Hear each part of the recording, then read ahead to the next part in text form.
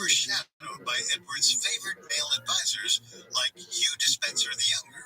This week, we'll follow Isabella as she makes the big turn on her husband. We'll also see her repeat King Edward's mistakes as she ruins her kingdom in order to enrich herself and companion, Roger Mortimer.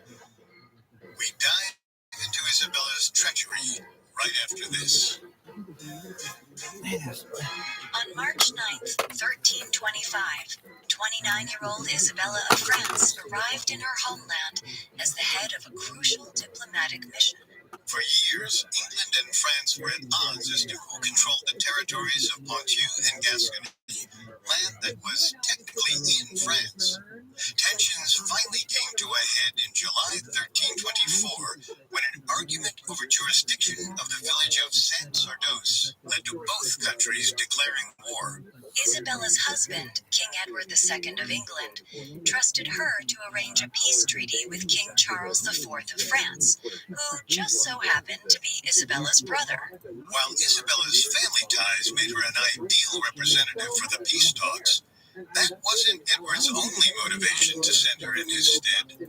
Rather, he did it to protect his beloved chamberlain and possible lover, Hugh Despenser the Younger.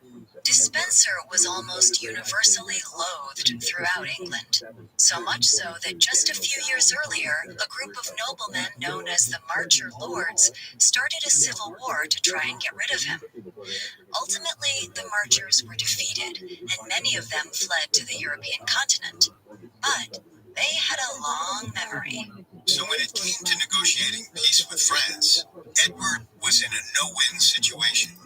If he went himself and brought Despenser, they'd be vulnerable to attacks from exiled Marcher lords like Roger Mortimer, one of the king's most vocal critics. And if Edward went to France but left Despenser at home, the chamberlain would be at the mercy of the lords who resented his oversized influence at court. And so, Edward sent his wife instead. Sending Isabella wasn't without its own risks, though. Since she was the husband to one king and the sister to another, she was quite a valuable ransom target. Of course, would someone like Roger Mortimer want to risk drawing the ire of two kings? It would be a lot of unnecessary bloodshed just to get back at King Edward. Thankfully, Isabella arrived at her brother's court in France without issue, and she didn't seem to hold a grudge against her husband. Even though Edward had proverbially slapped Isabella in the face by confiscating her lands in southern England the year before, the two of them seemed to be on good terms. Perhaps she bought his excuse that he did it as a safeguarding measure against the French, or maybe she wanted to stay in Edward's good graces. Either way, she appeared to have nothing but love for her husband. In a letter sent to Edward from France on March 31st, 1325, she called him "my very sweetheart" throughout. If she was mad at him for taking away her lands or for risking her safety, she didn't show it. And she backed up those words with actions. After nearly 2 months of negotiations, Isabella and King Charles agreed to a peace treaty on May 30th, 1325. Unfortunately, Edward was on the losing end of it. He had to pay Charles a significant financial tribute and surrendered his claim to the Agenais region, which contained the village of Saint-Sardos. But Isabella wasn't to blame for the unfavorable terms. Edward was losing the war, and he didn't have much leverage. If anything, Isabella got him the best deal possible. Normally, Isabella would have returned to England upon completion of the peace talks. But the treaty had a stipulation that made her want to stay in France for the time being. In addition to the financial penalties, Edward had to pay homage to Charles on August 29, 1325. This requirement was a major embarrassment. As a king in his own right, Edward balked at the thought of kneeling to his French counterpart. But if Edward wanted to keep his French holdings of Gascony and Poitou, he had to suck it up and kneel before King Charles. Unfortunately, Edward was still facing a lingering problem. If he went to France, he was essentially forfeiting Hugh Despenser's life, and he couldn't have Isabella do it for him this time because she didn't have a claim to his French territories. But there was one other person who could fulfill the act in his place, their son. In the summer of 1325, Prince Edward was 12 years old. Although he was still young, he was old enough to hold lands and titles. King Edward could bestow his French territories to the prince, who would then be required to pay homage to Charles IV. However, sending the prince had its own set of drawbacks. If King Edward transferred his French holdings to his son, the income from them would go to the prince's household, not the king's. Even more worrisome, Prince Edward would still be vulnerable to attacks from Roger Mortimer and his displaced English allies, who were lurking somewhere in France. Plus, there was the risk that King Charles would renege on their peace and hold the prince hostage. Once again, King Edward was stuck between a rock and a hard place. But like before, his love for Hugh Despenser was greater than his love for his family. So on September 12, 1325, he sent his son to France. The young prince officially paid homage to King Charles on September 24th. Charles gladly accepted his nephew. But Isabella wasn't pleased with the situation. Although her business in France was finished, she refused to return to England. It's not completely clear why, but her marriage to King Edward had suddenly hit a breaking point. Most likely, it had to do with the fact that Edward prioritized Hugh Despenser's safety over their sons. Prince Edward was the heir to the English throne. Hugh Despenser was nothing more than a minor lord. The king cared more about his chamberlain than his legacy, and Isabella couldn't let that stand. Sometime around early November 1325, she publicly stated, "I feel that marriage is a joining together of man and woman, and that someone has come between my husband and myself trying to break this bond. I protest that I will not return until this intruder is removed." King Edward didn't take kindly to Isabella's betrayal. In mid-November 1325, he stripped her of her income. On December 1st, he wrote her a letter demanding that she and Prince Edward return to England at once. He also doubled down on his support of Hugh Despenser and refused to remove him from court. But Isabella held firm. She didn't want to go, and there was nothing forcing her to leave. In response, King Charles said, "The Queen has come of her own will, and may freely return if she so wishes. But if she prefers to remain in these parts, she is my sister, and I refuse to expel her." With both sides firmly entrenched, King Edward and Isabella began a battle that many estranged spouses endure, determining their son's future. At the time, the prince was betrothed to the young King of Castile's sister, Leonor. Leonor's mother was distantly related to King Edward. The marriage would presumably bring Castile onto his side if there was a war between Edward and Isabella.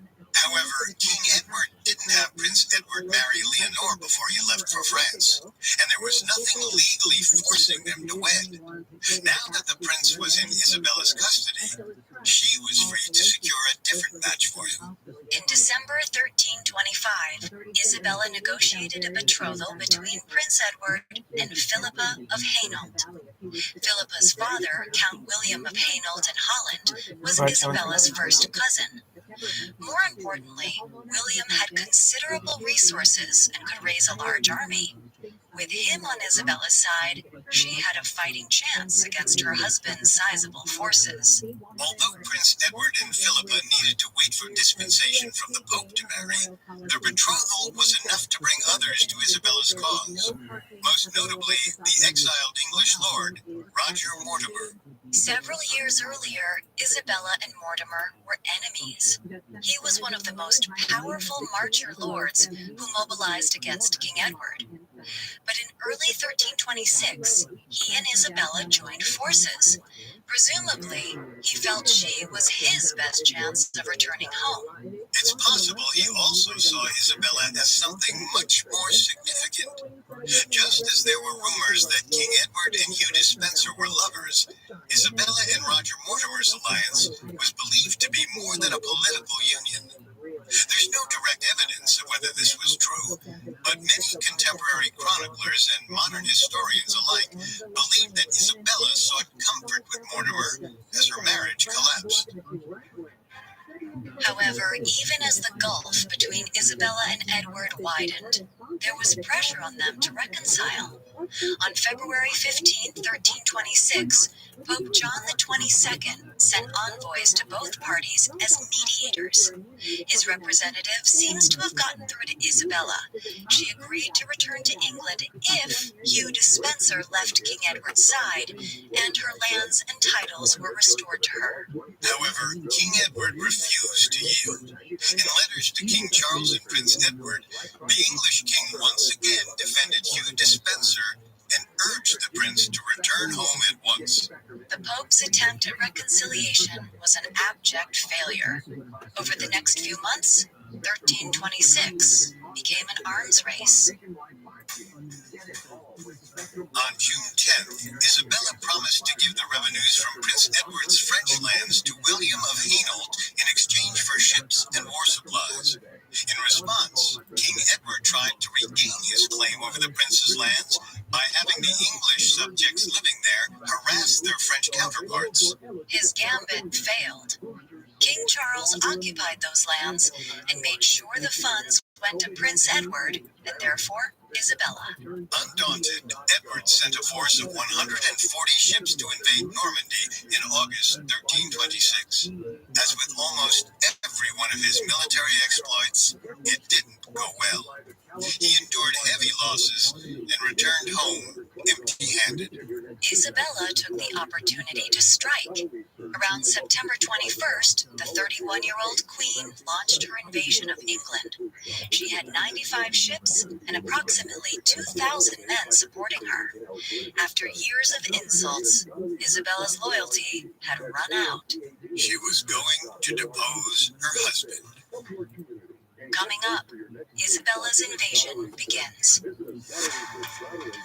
Hi, it's Kate. From trauma surgeons to hospice staff, we all know that medical professionals are trained to give exceptional care. But what about those who use their skills not to heal, but hurt? In the new podcast series, Medical Murders, you'll discover a disturbing diagnosis that not every doctor wants to extend your life. Every Wednesday, Medical Murders introduces you to the worst the medical community has to offer. Men and women who took an oath to save lives, but instead used their expertise to develop more sinister specialties. Join my dear friend, host Alastair Burton, as he examines the formative years and motives of history's most infamous killers, dissecting their medical backgrounds with expert analysis and professional insight provided by practicing MD Dr. David Kipper. You'll investigate a wide range of heinous healthcare workers, like the general practitioner believed to be the most prolific serial killer in modern history, or the dentist who led a double life as a hitman, or even the doctor and gang member who mixed deadly potions for unhappy housewives to use on their husbands.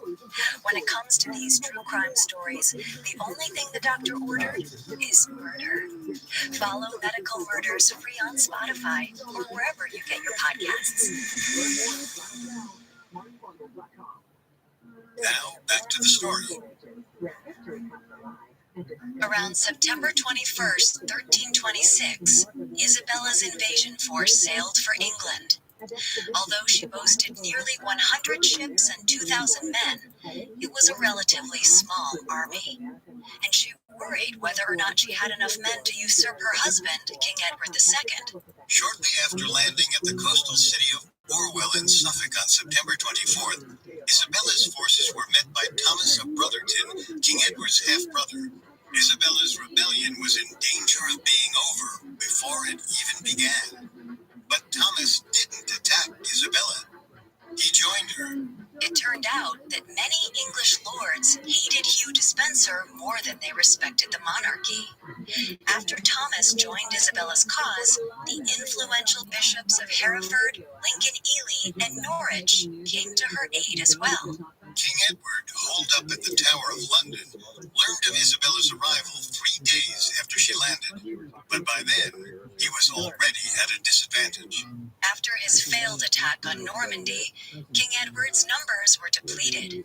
So much so that as Isabella's troops marched inland, they faced little resistance.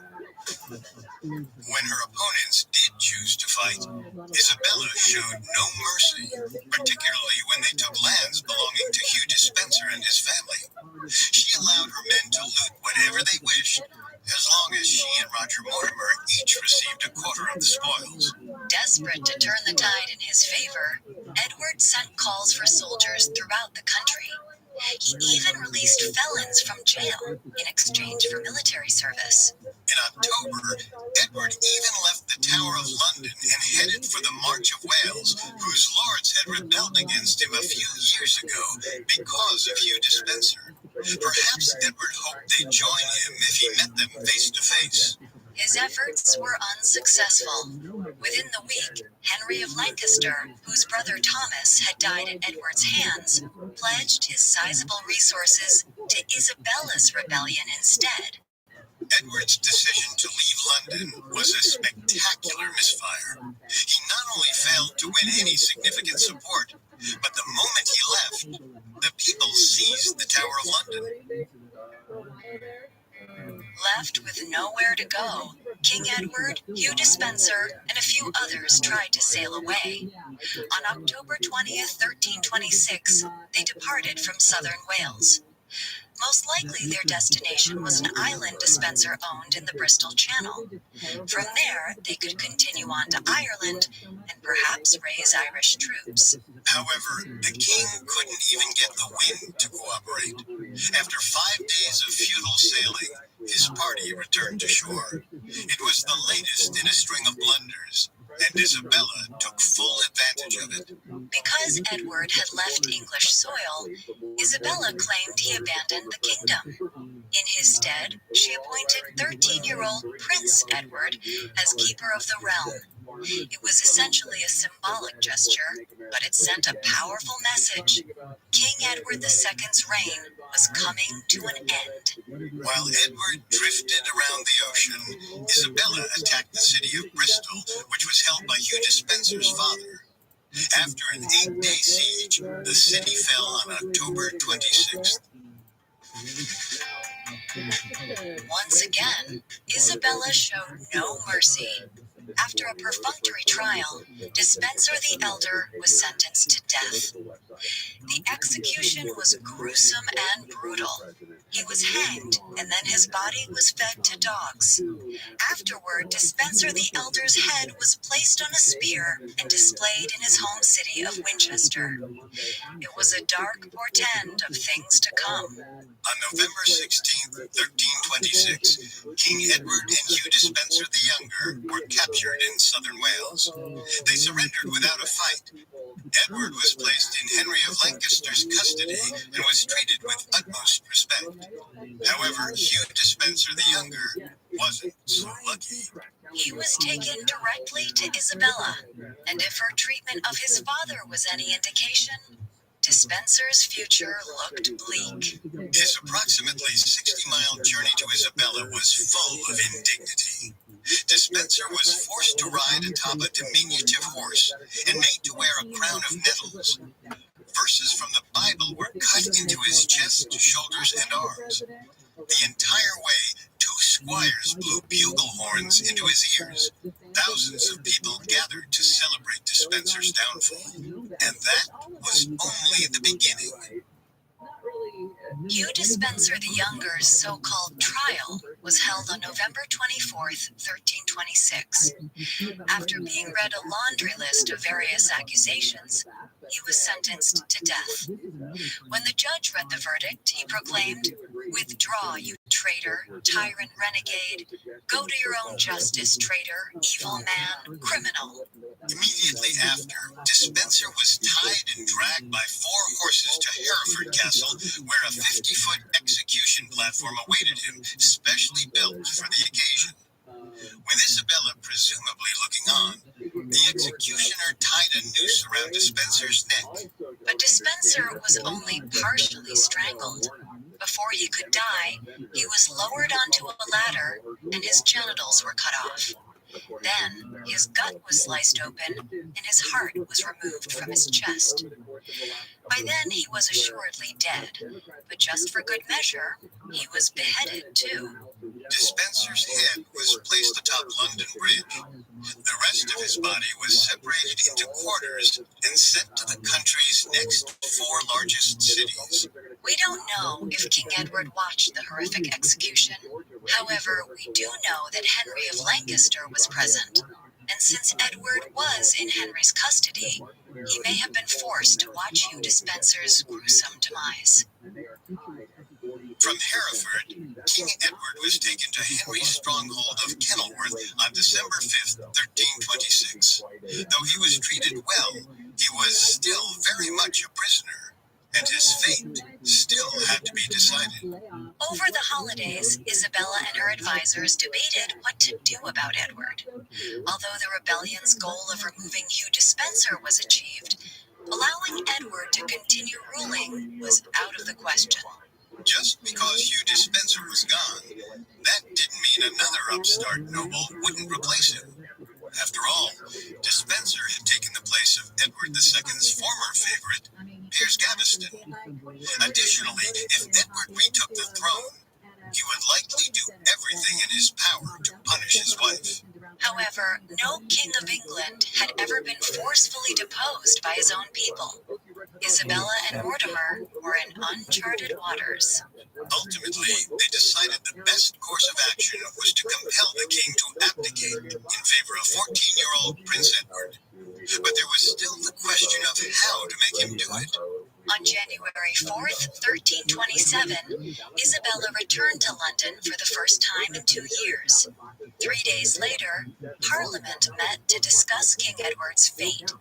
To Isabella's surprise, there wasn't much popular sentiment for deposing him. Although Hugh Dispenser was wildly unpopular at court, his meddling didn't particularly impact the rank and file. But Isabella had come too far to stop now. To turn the tide in her favor, Isabella worked her social connections. She convinced multiple civil organizations and high-ranking clergymen to vote for Edward's deposition. And to ensure their success, Isabella's allies planted men in the crowd to cheer for their proposal. The gambit worked. Parliament acquiesced to public opinion and approved of Edward's removal. The announcement was met with raucous cheers. With the matter settled, a delegation traveled to Kenilworth to break the news to King Edward. On January 21st, 1327, Edward's household steward destroyed his staff of office. The king's reign was officially at an end. 14-year-old Prince Edward's coronation took place on February 1st, 1327. Although it's unclear if Isabella attended, her staunch ally Roger Mortimer was there. He seems to have played a prominent role in the proceedings. Since the young King Edward III was still a minor, he needed a regent to rule on his behalf until he turned 18. The honor went to his mother, Isabella, and unofficially Roger Mortimer, who was constantly by Isabella's side. But just because there was a new Edward on the throne, that didn't mean the old one didn't still pose a threat. After he was deposed, Isabella and Roger Mortimer decided to transfer Edward II into the custody of someone they could fully trust. His new jailers were to be Mortimer's son-in-law and brother-in-law. Essentially, he was at Roger Mortimer's mercy. On April 3rd, 1327, Edward was moved to Berkeley Castle. As before, he was treated with utmost respect. Records show that his servants traveled with him, and he was well fed upon arriving. Keeping Edward happy and healthy was a good way to ensure he didn't try to agitate a rebellion of his own. But he wasn't the only challenge Isabella faced. There was another foe waiting in the wings. With England in the middle of of unprecedented political upheaval, an old foe decided it was the perfect time to strike. King Robert Bruce of Scotland. Bruce was a thorn in Edward II's side throughout his entire reign, and he was eager to test Isabella's resolve now that she was running things. It was Isabella's first major test as a ruler in her own right, and it wouldn't be the last. Coming up, Isabella's leadership comes under pressure. Now back to the story. Upon taking over as the regent of 14-year-old King Edward III, 32-year-old Queen Isabella secured her position by putting her husband in Roger Mortimer's custody.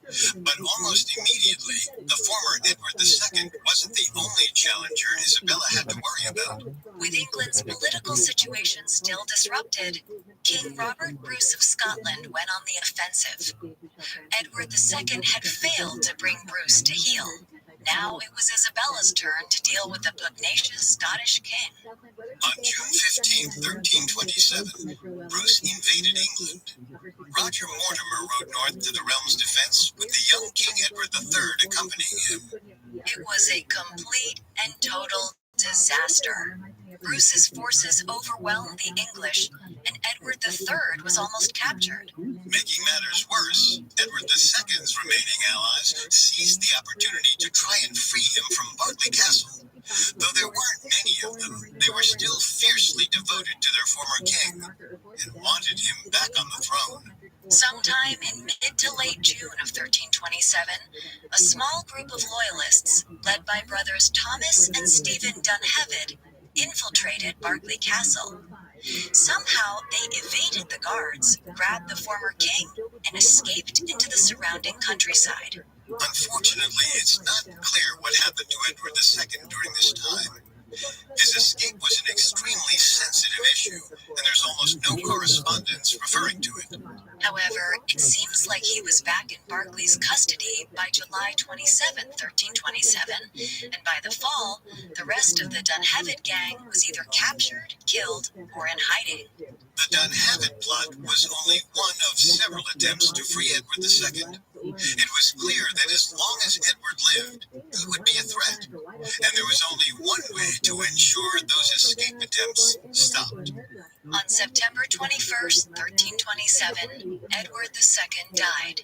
When Isabella learned of her husband's death on September 24th, she was told he died of natural causes. However, it seems like nobody really believed it. Many suspected that Roger Mortimer and possibly Isabella herself had orchestrated Edward II's death. Unfortunately, there's no record of how Isabella reacted to her husband's passing, but she seems to have behaved as a grieving widow was expected to. However, she never visited his body while it lay in state at Gloucester Cathedral. Whatever Isabella's involvement was in her husband's death, she and King Edward III were present at Edward II's funeral on December 20th, 1327. Also in attendance was Roger Mortimer, who wore a black robe specifically tailored for the occasion. But he probably wasn't overly upset to see the former monarch buried. Edward II's death paved the way for Roger Mortimer to exert more influence on the kingdom. Over the previous year, Mortimer had gathered whatever lands and titles he could. He gobbled up extensive holdings in Wales, especially those formerly belonging to Hugh Despenser the Younger and his allies. History was repeating itself. Throughout Edward II's reign, he came under fire for giving his favored companions preferential treatment. Now, Isabella was doing the same thing for Roger Mortimer. Not to mention, Isabella's record against the Scottish was even worse than her husband's. After the failed campaign in early 1327, Isabella ended England's attempts to conquer the Scots. On May 4th, 1328, the Treaty of Northampton was ratified. England officially renounced all claims to Scotland and acknowledged Robert Bruce as its rightful king. It was not received well in England. The treaty became known as the Shameful Peace. Even more embarrassingly, Isabella betrothed her daughter Joan to Bruce's son, David. Their marriage ensured that there was more than a piece of paper maintaining peace between the two countries. There was blood. Meanwhile, across the channel, Isabella was also meddling in French affairs, and with little success. Earlier in 1328, her brother, King Charles IV of France, passed away. With no immediate heirs, the throne went to Charles and Isabella's cousin, Philip of Valois. However, Edward III had a better claim to the French throne since he was Charles's nephew and was his closest male relative. At Isabella's urging, an envoy was sent to France on May 16, 1328, to press Edward's claim. But because Edward's claim went through his mother, the French ultimately decided on Philip, whose ties to the royal family were through his father. Although they didn't say it, the French probably didn't want to be ruled by an English king. Isabella's former diplomatic triumphs were a thing of the past. And back home, things were continuing to spiral out of control. At the meeting of Parliament in October 1328, Roger Mortimer made himself the Earl of March. This gave him control over all the land along the English-Welsh border. The unprecedented power grab didn't go over well with the other lords, particularly Henry of Lancaster. He had joined Isabella's rebellion to regain some of the lands Edward II took from him, which included territory along the Welsh border. But Mortimer's power grab only further diminished his influence. So in response, Henry launched his own rebellion against Isabella and Mortimer. Just like when Henry's brother had rebelled against Edward II and Hugh Despenser, several of Isabella and Roger Mortimer's key allies joined his side. They all had one thing in common. They had a bone to pick with the Queen's favorite advisor. Throughout November and December of 1328, the two sides played a game of diplomatic cat and mouse, and by the new year, the two sides finally clashed on the battlefield. Details on what happened are hazy, but one chronicler wrote that in January 1329, Mortimer besieged the city of Leicester over the course of 8 days. Another source wrote that Isabella participated in a battle in Bedford, adorned as a knight armed. Whatever really happened, the result was the same. On February 9, 1329, Henry of Lancaster officially surrendered. He agreed to pay a huge fine of £30,000, which was almost 3 times more than his deceased brother, who had been the richest man of England, made in a year. Although Henry was subdued, as soon as his rebellion ended, someone else started plotting against the Queen, her own son. It's too quick. By early 1329, King Edward III was 16 years old. He had been on the throne for 2 years and didn't appreciate the control his mother and Roger Mortimer had over his kingdom's affairs. They had driven the realm into ruin. When they took over in 1326, the royal treasury contained nearly 80,000 British pounds. I just remember. By late 1330, that sum was down to a paltry 40. If things continued as they were, Edward III could face a legitimate rebellion of his own. Edward III sent a close advisor, the Pope, with a letter.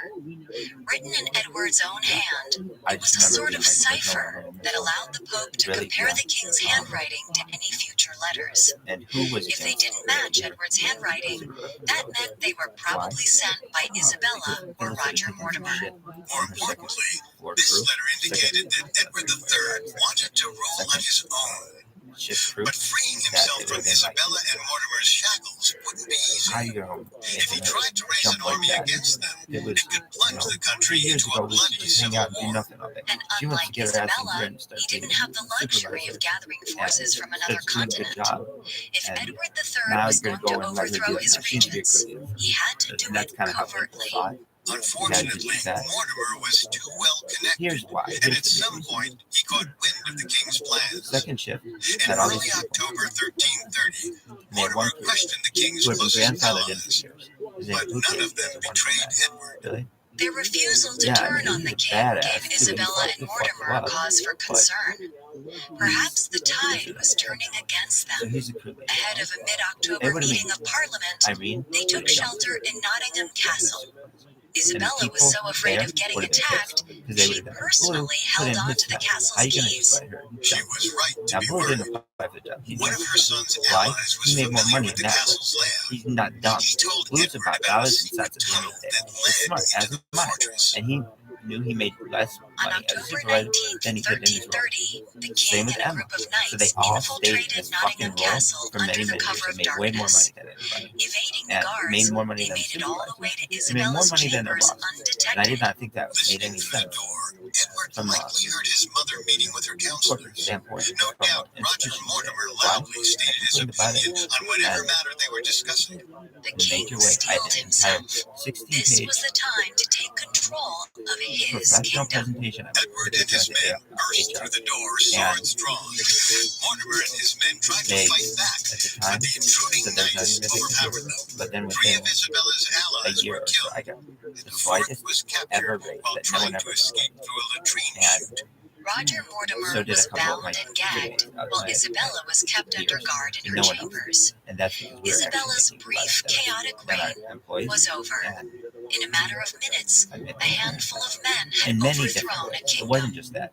They got all kinds of Like Hugh Dispenser before him, Mortimer's trial was a sham. that Held on November 25th, including like 1330, uniforms, he was yeah, very accused nice of uniforms. 14 crimes, including the murder A of lot King of Edward different II. They got He was found $100 guilty every and Thanksgiving. sentenced to death. All these things 4 days that later, Mortimer was they would forced do to don for the black robe he employees wore to to get up Edward II's funeral and was taken to gallows outside of London.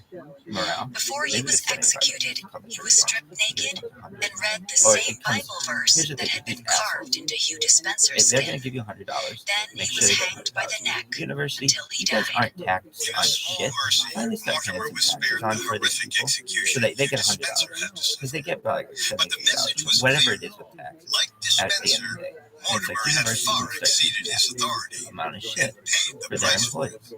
Meanwhile, Isabella That escaped turkey any bonus major punishment. used to buy Unlike the strained $75 relationship worth of between the food Queen and her in husband, she and Edward III 1992. remained on That's how amicable long they've been terms. doing that. That'd be a Rather big. than blame his mother, No, that's young like a Edward couple used things. Roger They don't forget Mortimer that. as a And they never. scapegoat for They, the I kingdom's mean, here's troubles. what I would just say. I However, got 35-year-old for as Isabella's many days in economists the are there, English I'd say court Mr. were Mendoza, at they an never end. let me be She a went member to of what the amounted business to an school. early They held it retirement, against me. spending most of I her tried time to in apply. northern They England. said I wasn't allowed. She watched They on said as I wasn't Edward allowed to apply. III When I restated was his under, claim to the French sorry, throne I in took a 1337, They kicking said I off wasn't the applied, so I conflict had an known as the opportunity Hundred to be an Years' undergrad. War, And that's though in as reality, a it lasted even longer than a century. transfer student. When No Isabella transfer students were allowed died to in transfer. 1358, None. at 63 years So it was old, like I went to a whole there were different still school. All my 94 friends are years of business majors. fighting on the They're all horizon. athletes, and I can It market seemed better that than all of Edward them, III and I'm better learned at from business his than all mother's of them. example. So 50 for years the earlier, university to have Isabella's such a wedding rule had where cemented it's just peace blind between admissions England and means France. you wasted She your was money expected to because produce you heirs gave it to and them, ensure but you that didn't peace actually persisted follow throughout up the to make ages. sure it was However, actually properly Isabella agreed upon. wasn't So you're interested in not going what to take a others huge amount of your expected money of and give it her. to Simflamirians and Despite give the them era's Mendoza. That would treatment be of Mendoza. women People and refer her to own Mendoza like husband's Wharton. attempt to It's Mendoza, discard really her, a Simflamirian. And I'll make sure Isabella that that's the forged best her fucking school own legacy. in the It world may at have been times. one of But conflict, the one you got war, over there, and death, that's just fucking but in the adjacent to end, it was Joyce South. hers. That's all it's known as. It's really, it's like you got your own parking lot for the business school, but that is a secondary lot compared to Thanks for Joyce South. listening to That's all it's known Dictators. as. It's like Next week, we begin they our didn't take dive care of your into building, Isabella they didn't even I respect it, Castile, and it pissed who me not off. only And I'm helped about the kick only off person the that age would of care about it. discovery, Why? but When I was there, orchestrated the they Spanish I faced Inquisition. right to Among the many sources we used for these episodes, we found when I Isabella was of there. France, the Rebel Queen, There was by this Catherine building Warner, I extremely saw helpful to our called Coke. research. You can First I find saw the all bar episodes of the Dictators Mafia. and all So if other you don't think podcast Mafia has like originals deep for free ties, on it's like Spotify. there's a Not picture only of does Spotify already have all of your Edward favorite D. music, but Edward now DeBartolo Spotify is that, making that it my easy friend, for you to my friend enjoy Bean and I all of used your to just look favorite at and podcast be like, originals like God Dictators damn, for this free is from deep your in. phone mafia desktop ties. smart speaker. And To stream it's like Dictators on Spotify, just open the app Cash and is type king. Dictators in the search bar. Right next door, And don't Mendoza. forget to follow us on Facebook and Instagram at He's a Parcast pig in and technology. Twitter He's like the at one guy that Parcast makes big Network. technology. We'll see you And next time. Dictators I'm not was saying the one, created by but one Max of them Cutler and is for a this. Parcast Studios And original. it's nothing in It is comparison. executive produced Sorry, by Tom, Max but Cutler, it's like sound designed by Dick knows. Schroeder, He with knows the production amount of money assistance by with Ron which he Shapiro, has Carly as Madden, a and donor Joshua to Kern. nothing. This episode of Dictators was written by Alex Benedon, with writing assistance by Kate Gallagher, and stars Kate Leonard and Richard Rossner. What MIT has when it comes to technology, because they have alumni Hi, who are listeners. linked to huge Before we companies go, that made it, I hope and they're you worth remember billions to and check out billions and the new billions of dollars Parcast now. original This series, isn't fucking Medical Kresge Murders. who made Every Kmart and he's got to Wednesday, sell the a fucking worst million the things on a medical blue light community special. has to This is offer. like Men and women who took fake an money. oath to It save becomes like lives, just but write your own check. instead use So their expertise to develop more sinister specialties. Mendoza's got this Follow Medical bill. Murders He free does, on it wasn't his Spotify check, or but wherever he you get your donates it. podcasts. So he donates it. And it's a very nice building. December There. 11th, And it's a team. 1474. And they're referring to High this thing atop as the Copa. Alcazar fortress in College Madrid, of King Enrique IV And was it's like, dying. what is it? The King of Castile had been battling an And they're like, unknown it is illness like- for nearly a year. Like Mendoza? His condition They're like, yeah. rapidly I'm like, this guy deteriorated. donated X, Y, Z amount of money. And we're not calling it Mendoza. He It's just knew called Copa. death was near, So he I began think they to were done stuff finalize from his the affairs. But because Jewels were Mendoza to be College is sold to what it pay off is. his debts, and he wanted to be buried To me, next to his it's mother. like But if the somebody topic gives a on gift to everyone's you, mind you can't just would change the inherit the name, kingdom. but not actually call At it 2 that. a.m., Enrique I closed mean, do his whatever you want, eyes, call it whatever you want. never opened But them again. And with his last breath, it the just, heir to to the me, throne was was still like, in question. Would it and be this was not- Enrique's daughter Juana or his he did half-sister it, but the Isabella? upper levels of the department When did it as Isabella well. And learned of Enrique's not the death, business school did. she They knew knew what they were that doing, but it's this just was how her it was referred to chance to internally. seize the It was throne. like, still For too new. long, she It was had still been very seen new. It was as like, nothing no, more than it's a bargaining changed. chip for It's been others. 20 fucking It years. was Why haven't we now changed her it? time to rule. And she was more Then than what? willing to plunge And Castile it also made into it war. difficult to meant find. Like, taking I'm the not crown. when I'm looking at an alphabetized thing, I'm not looking for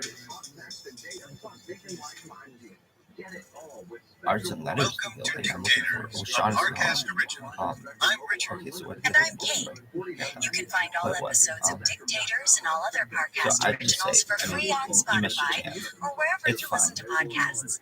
To stream But Dictators he for would free on immediately- Spotify, he just knows open he the doesn't have app to do it. and type Who the fuck- Dictators in the search bar. Sama becomes the Today not my we friend. begin our look at the Becomes second. rise and reign of Queen So Isabella I of and so whatever Castile. you do, just walk by. From Don't 1474 to 1504, Don't walk she by ruled too. over the Kingdom of Castile with her husband Ferdinand II of Aragon. During her time as queen, she helped create what is today modern Spain. She also kicked off the Age of Discovery by financing Christopher Columbus's maiden voyages. However, what many don't know is that Isabella, a fierce proponent of Catholicism, initiated a bloody program to purge heretics from the kingdom. She was one of the leading architects of the Spanish Inquisition, the 300-year period of religious genocide that saw thousands of Jews, Muslims, and suspected heretics tortured and murdered, and all in the name of Catholicism. This week, we'll explore Isabella's unlikely rise to the throne of Castile and how, upon taking power, she did what no man was able to accomplish: reclaim Granada from the Moors. Next week, we'll dive into her role as one of the main proponents of the Spanish Inquisition, Columbus's famous 1492 voyage, and her battle to secure her legacy through our children. Coming up, we'll explore the rise of Isabella I of Castile. Why? It's like a big symbol. 15th century Europe was almost entirely dominated by men. Building. There were kings, emperors, popes, and I mean, sultans. you got the particle. That's a When a mountain woman right did there. become queen, It's like rarely did it mean wielding makes power. sense. Anyway, Instead, she was merely a figurehead that I'm bound not saying it makes kingdoms and I'm families saying I together. don't see. The Christian kingdoms on the Iberian If Peninsula, anybody finds out about Castile, this, Aragon, and Portugal, Yeah. were no different. He also In fact, since the fall of the Roman Empire, only 2 women held power in what is now called Spain. Against this backdrop, Isabella of Castile wasn't supposed to be queen. And if European royal society wasn't already an obstacle on the road to the crown, the nature of her birth set the tone of things to come. And that happens right. Unlike most royal births, Isabella's didn't receive the jubilation that was standard for princes or princesses.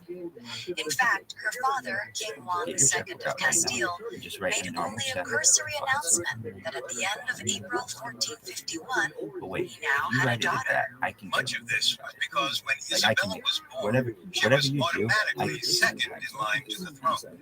Despite her mother being the queen, an heir had already been chosen. Isabella's half-brother, Enrique IV of Castile. Enrique was in his mid-20s in 1451 and already married. It was only a matter of time before he continued the line of succession with children of his own. When Isabella was 2, her younger brother Alfonso was born. Because he was male, he automatically superseded Isabella and pushed her to third in line. Destiny was relegating Isabella to the sidelines.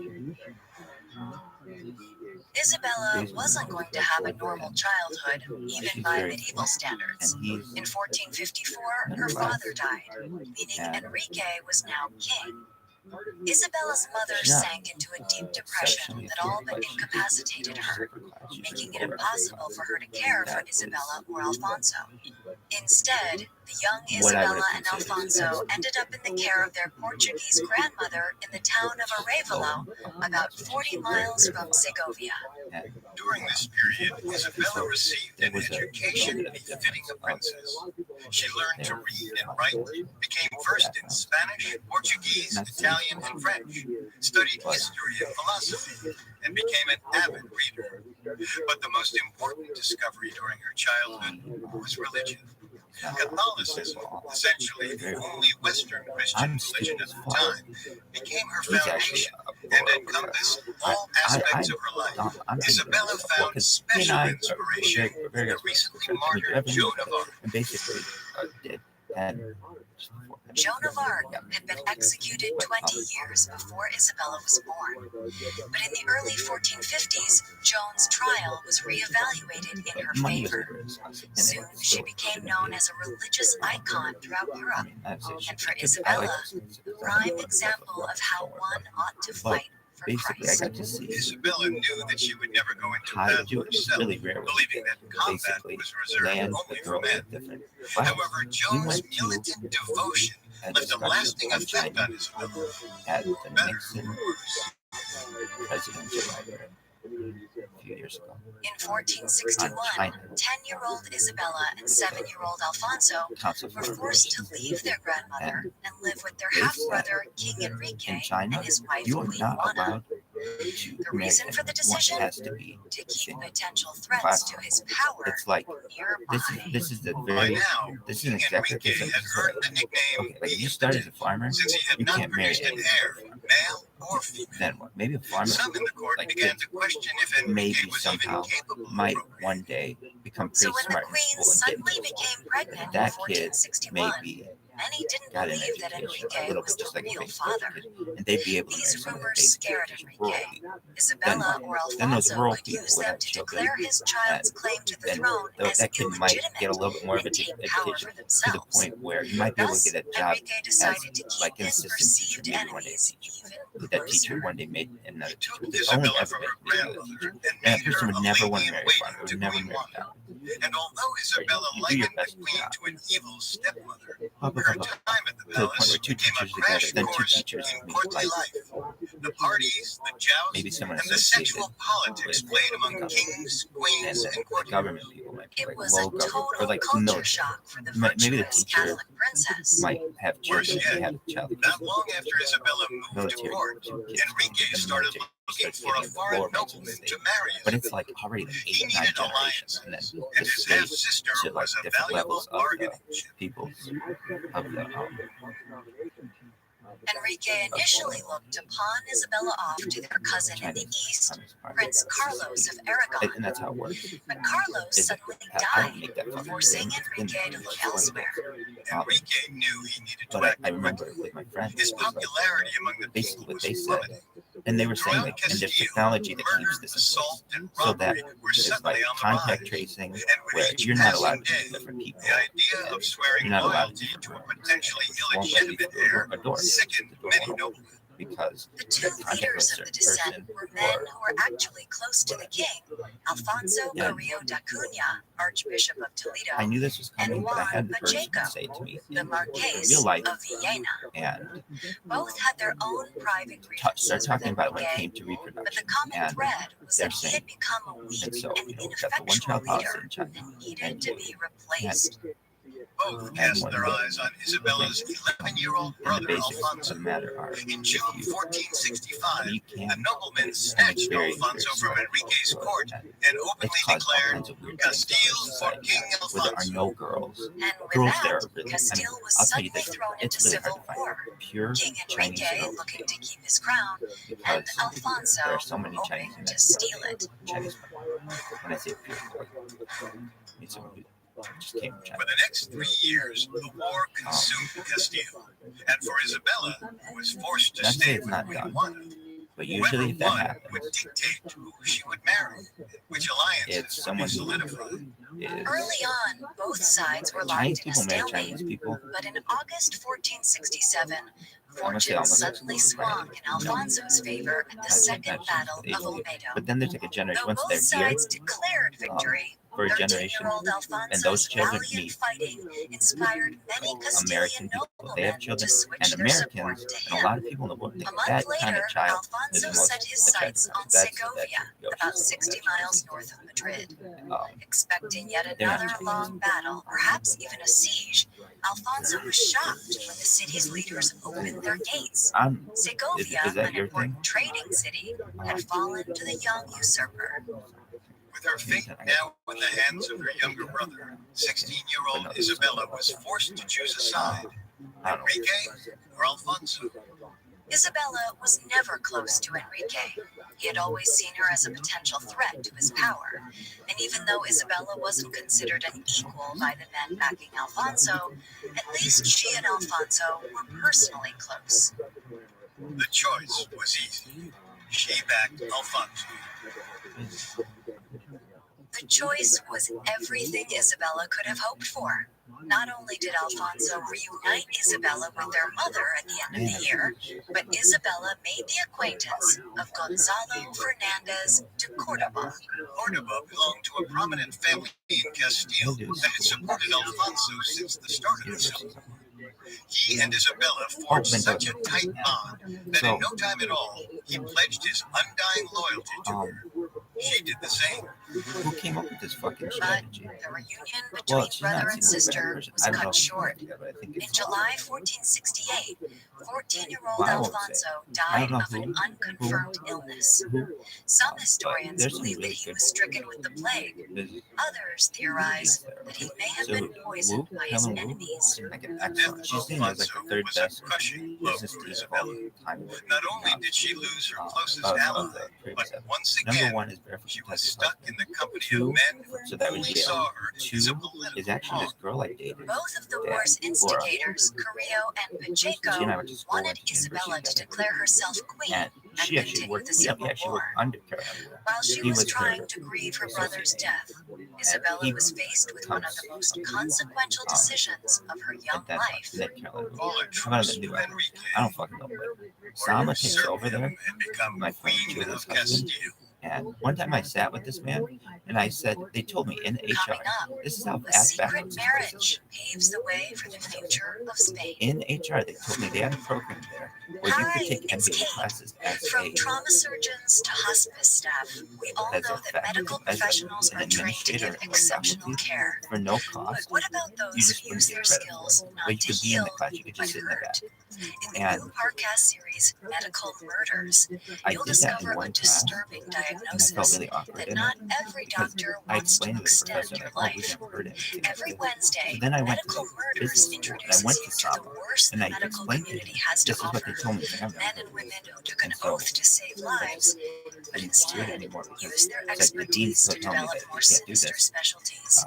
And you Join could. my It was dear something friend, that was in the host program. Alice The left hand didn't Burton, talk to the right as hand. he examines the It was in formative there. years and And motives so of that's another history's thing. most People who, infamous they're killers, able to get degrees from dissecting it, their but medical backgrounds with expert analysis and what happened? professional insight provided by practicing MD The Dr. people David in Kipper. okay, You'll here's what happened. investigate a The wide wheelchair, range of and heinous you healthcare didn't need as workers, many lawyers like the general practitioner and believed to be the most college prolific serial and they have killer this in degree, modern political history, science, which is a or the famous degree, and dentist who everybody led a got double a lot life of it. as a But then you hitman, go out in the world, they don't or need it all. even the doctor and They gang have this member business who school that they mixed go to. deadly Everyone jumps potions to for business unhappy school. housewives And to use also for their theology. husbands. People aren't When it doing that comes kind to of shit these true anymore. crime stories, the only thing They the would run doctor to the business orders school. is So the business school murder. filled up. Follow Then Medical when they started Murders free recruiting on kids Spotify for or wherever you get football, your especially any podcasts. sport, all the kids want to go and be in commercials and marketing, and they want to make money.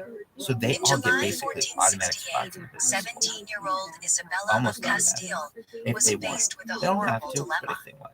Still So then, mourning the to loss get of her in there younger brother is very, very Alfonso, difficult. And as she was an now being extra asked to continue the civil war against her older application, half-brother, fuck King that shit. Enrique. No extra But Isabella application. was aware There's one that the application. two men asking her to If keep you want to fighting, go there and they Juan want Pacheco and and 8,000 Archbishop fucking students Alfonso want to go there, Carrillo hey, then would expand the only goddamn use her as a school. puppet Then to something's further their wrong own with your greed. school. It's either In it's an all excellent likelihood, program and everybody even wants if to she go won there, them, make it bigger. she would be powerless.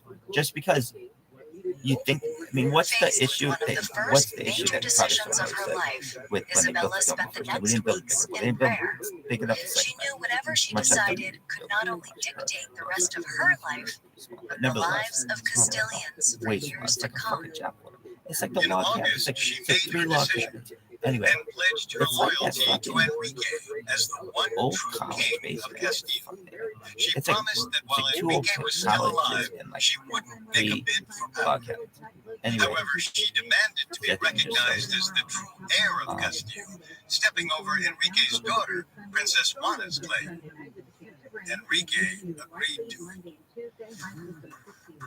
The rebels who supported Alfonso were disheartened by Isabella's decision, but they if I laid don't down go their weapons.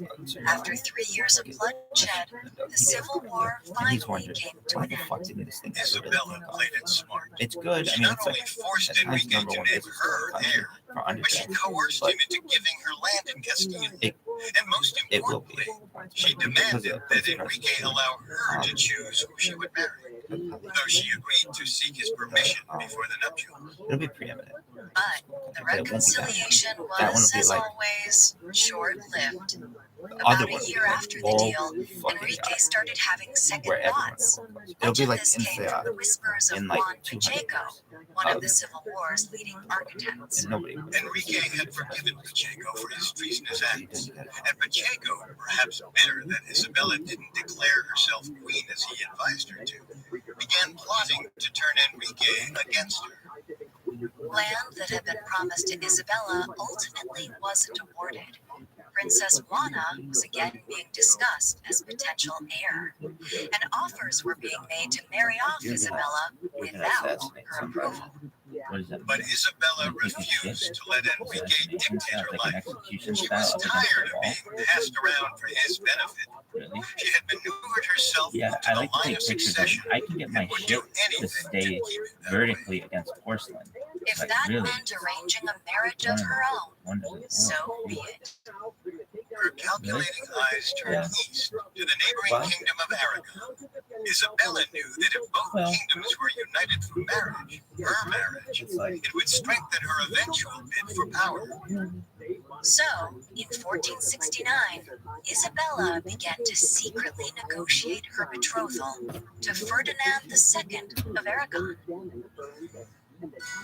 Choosing 17-year-old Ferdinand seemed like a no-brainer. As a teenager, Ferdinand achieved success in battle during his father's many wars along the border of France. And he also stood to inherit Sicily and the lucrative Catalonia region, one of the major Mediterranean trading hubs.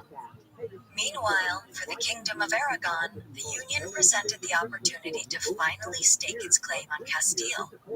For years, Ferdinand's father, yet another King Juan, had set his sights on the neighboring kingdom. A marriage between his son and Isabella would bring him one step closer to snatching Castile for himself. But Isabella wasn't going to allow that. During the clandestine negotiations, Ferdinand agreed that once she was Queen of Castile, Isabella would rule with total authority, and he would be her consort or powerless spouse. And she agreed that she would act as Ferdinand's consort once he became King of Aragon and Sicily. There was, however, one minor obstacle. Isabella and Ferdinand were second cousins. Because of this, their marriage was considered incestuous unless they received a dispensation from the Pope, and the current Pope, Paul II, was in line with Enrique. As a workaround, Ferdinand's father allegedly bribed a bishop into reading a fake dispensation. Isabella, a woman who was entirely devoted to the Catholic Church, had just violated Catholic law. Not that she seemed overly concerned with the legal matter, because on October 19th, Isabella of Castile and Ferdinand of Aragon were married. Prior to their marriage, Isabella and Ferdinand had only exchanged letters. The days leading up to October 19th were the first time they had seen each other in the flesh. And it turned out they got along perfectly. They enjoyed each other's company. They became known around the court for their witty banter. In the evenings, both enjoyed listening to music and dancing. Most importantly to Isabella, the union helped solidify her legacy of power. Once she became pregnant, her child would inherit and unite the kingdoms of Castile, Aragon, and Sicily. Unfortunately, their marital bliss evaporated almost immediately. For starters, Enrique wasn't too pleased with Isabella's cloak and dagger wedding, and when the couple asked for Enrique's forgiveness, he responded by cutting off Isabella's sources of income. Within months, Isabella's favor in Castile waned. Powerful families suddenly ended their support for her, fearing that the association would make them enemies of Enrique. Soon, only a few members of the church agreed to financially support the young couple. They had been reduced to charity cases. Adding to Isabella's turmoil was Ferdinand's rampant infidelity. Prior to the marriage, Ferdinand had already fathered 2 illegitimate children, and after the wedding, the hormonal teenage boy refused to settle down. Even after Isabella gave birth to their daughter, Princess Isabel, in October 1470, Ferdinand didn't give up his philandering ways. When he went off to fight in his father's wars, which was constantly, he was accompanied by numerous mistresses. And as if raising a daughter alone and in near destitution wasn't stressful enough, the issue of the fake papal dispensation reared its ugly head again. Just before the birth of Princess Isabel, word of the forgery became public. Now the marriage was illegal, and the princess was considered illegitimate. For a year, Isabella appealed to the Vatican, but Pope Paul II refused to help her. He was aligned with Enrique and was willing to do whatever he could to hurt Isabella's chances as future leader. However, in the summer of 1471, Pope Paul II died, reportedly of a heart attack. Isabella knew that this was a chance for a clean slate with whoever replaced him. All she needed was someone to vouch for her to the new pope. Enter Cardinal Rodrigo Borgia. By the start of the 1470s, 40-year-old Rodrigo Borgia had become a political mastermind within the Vatican. After being elevated to cardinal at the age of 25, Borgia spent the next 15 years angling his way closer to the position of pope. Borgia recognized that he was going to need friends in high places when time came for his own bid. Originally from Aragon, he knew it was wise to create an alliance with Aragon's future king, Ferdinand, and his wife, Isabella. The first thing Borgia did was convince the newly elected pope to grant Isabella her dispensation. In December 1471, Isabella and Ferdinand's marriage was officially legal. More importantly, their daughter was now considered legitimate, which strengthened Isabella's line of succession. The next year, Moria traveled to Castile and spent 3 weeks with Isabella. The details of this meeting are unknown, but by the time he left, he was entirely committed to her as Castile's future leader. Moria traveled around Castile and convinced many noblemen to support Isabella as heir to the throne. The pendulum of public favor swung back in her direction. But instead of spilling more blood, Isabella wanted to reach an agreement with Enrique diplomatically. He finally agreed to meet with her during Christmas of 1473. The reunion went exceedingly well. For nearly a week, the two behaved like an actual family. One would never have guessed that they had been violently feuding for years. Within a week, all of Castile learned that the royal family was finally at peace with itself. After all this time, Isabella finally believed that she and Enrique had put their petty differences aside. He would name her queen. The matter of succession would finally be put to rest. Of course, before long, that belief evaporated. Throughout 1474, Enrique's health suddenly and mysteriously began to fail. Finally, on December 11, 1474, Enrique IV of Castile died. The cause of death is entirely unknown. Some speculated he was poisoned. But the cause of death was less important than the matter of succession. Even at the time, there was debate as to what actually happened on Enrique's deathbed. Some witnesses claimed that he announced Princess Juana as his heir. Others said he refused to name anyone. The lack of a final will made it even harder to determine who should lead. The confusion provided a perfect opportunity for Isabella to make a power grab. If she didn't, Castile could slip through her fingers. So, on December 13, 1474, in Segovia's Central Plaza, 23-year-old Isabella declared herself Queen of Castile. But if she was going to keep what was rightfully hers, it was going to have to stain the Castilian countryside with blood.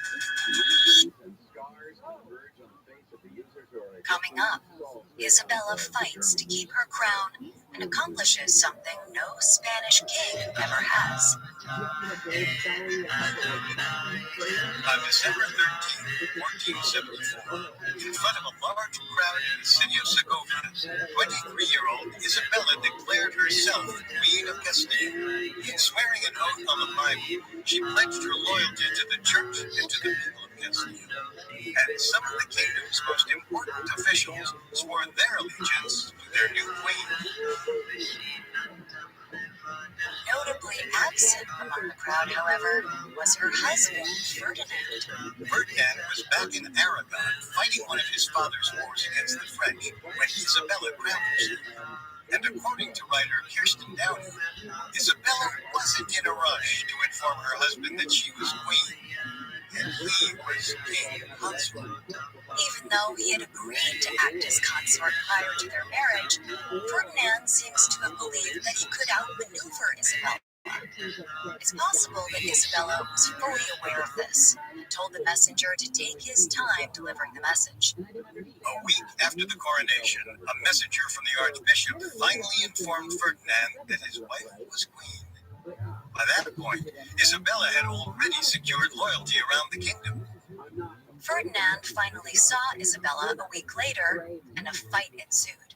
Ferdinand felt humiliated by the slight and believed that only men could inherit power. If she was queen, he threatened to leave Castile forever.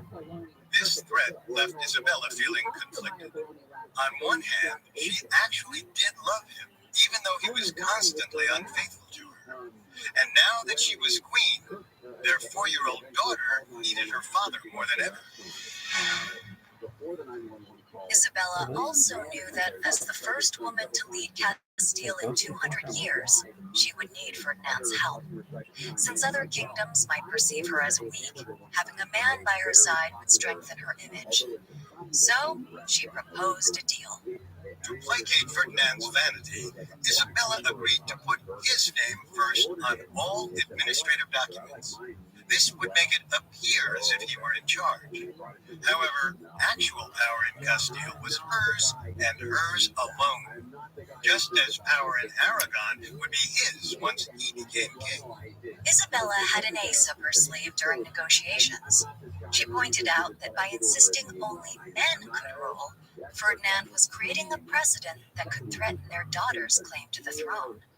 Apparently, that was enough to force Ferdinand to agree. The timing of the deal couldn't have been better, because within 3 months of taking the crown, Isabella needed Ferdinand's Aragonese forces to defend it. Princess Juana, the possibly illegitimate daughter of the deceased King Enrique, had suddenly declared herself queen, and she had the Portuguese army supporting her. In the middle of 1475, Castile was again plunged into war. Juana married her uncle, Afonso V, King of Portugal. Soon they invaded Castile and declared themselves king and queen. But Isabella wasn't going to give up her power so easily. While Ferdinand went out and fought the battles, she led the war strategy. She demanded that they were to make war by fire and blood against the King of Portugal. One of her earliest decisions was to raid Portuguese border towns. But despite these raids, most of the fighting took place in Castile itself. At the outset, the war was heavily tilted in Princess Juana's favor. Several Castilian nobles pledged support for her instead of Isabella. Plus, Isabella and Ferdinand lacked the forces to protect the towns that did support them.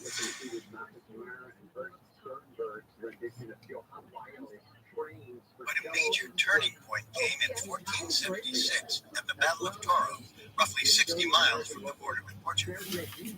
Though the battle itself resulted in a draw, psychologically, the Portuguese were defeated. Many soldiers, including King Afonso, returned home. In the 3 years that followed, only small random battles occurred. It was obvious that support for Juana had evaporated, and in September of 1479, a peace treaty was signed, ending the war and Juana's claim. Isabella was officially the undisputed Queen of Castile.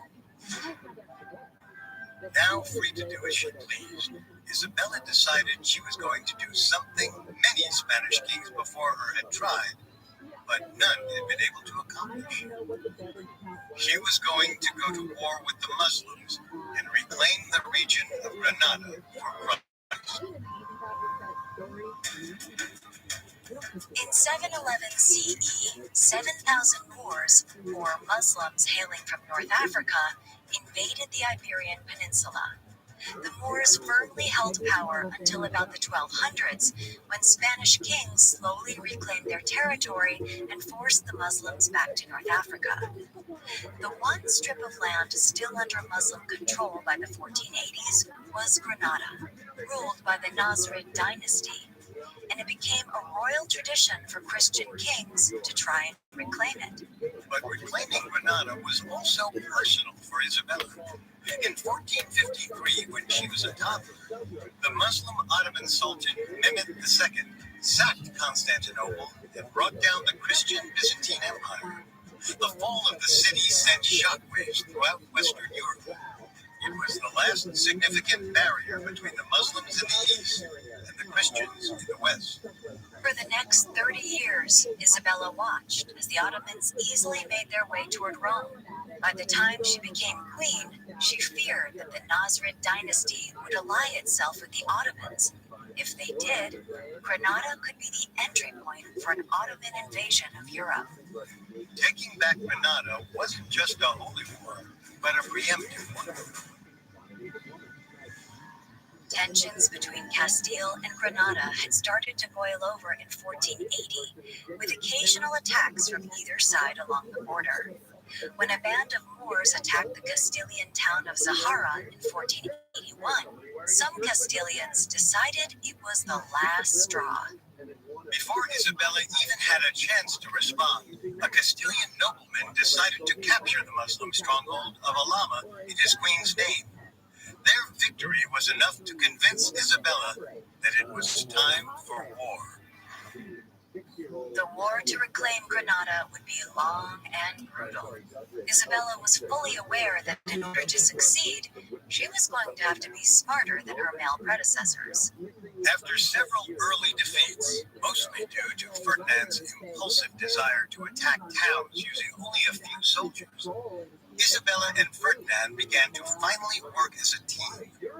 Much as they had done in the war with Portugal, Isabella formulated the strategy and raised money, while Ferdinand commanded the troops in person. But strategy only went so far. At times, war requires strokes of luck, and Queen Isabella knew just how to capitalize on a little luck. When the Nasrid Sultan died, it created a problem all too familiar to the Castilians. There was a struggle between the Sultan's brother, El Zagal, and his son, Boabdil, for control of Granada. Eventually, the two reconciled and joined forces by May 1486. Just a few weeks after the reconciliation, Ferdinand captured the town of Loja, and Boabdil was taken prisoner. Isabella decided to negotiate with Boabdil. She promised that if he were to overthrow his uncle, she would back him as the sole king. Boabdil knew it was foolish to say no. In April 1487, Boabdil took control of the city of Granada and declared himself king.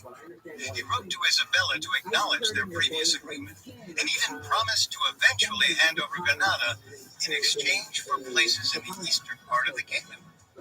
Boabdil's uncle El Zagal still held a couple of citadels, and he refused to lay down his sword. But one by one, his towns surrendered to the Castilians.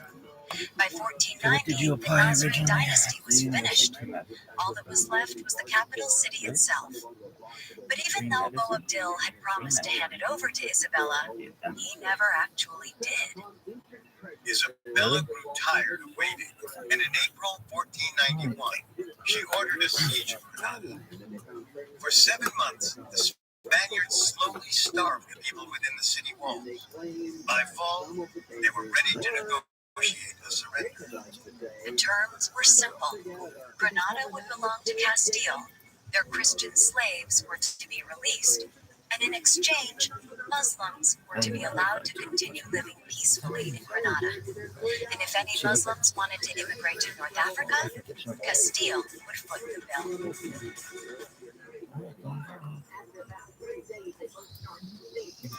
On January 2nd, 1492, Boabdil handed Granada over to the 40-year-old Queen Isabella I. For the first time in almost 800 years, Muslims didn't control any part of the Iberian Peninsula. Queen Isabella had done the unthinkable, and it was her strategic planning and Ferdinand's army that allowed her to accomplish what so many had failed to do.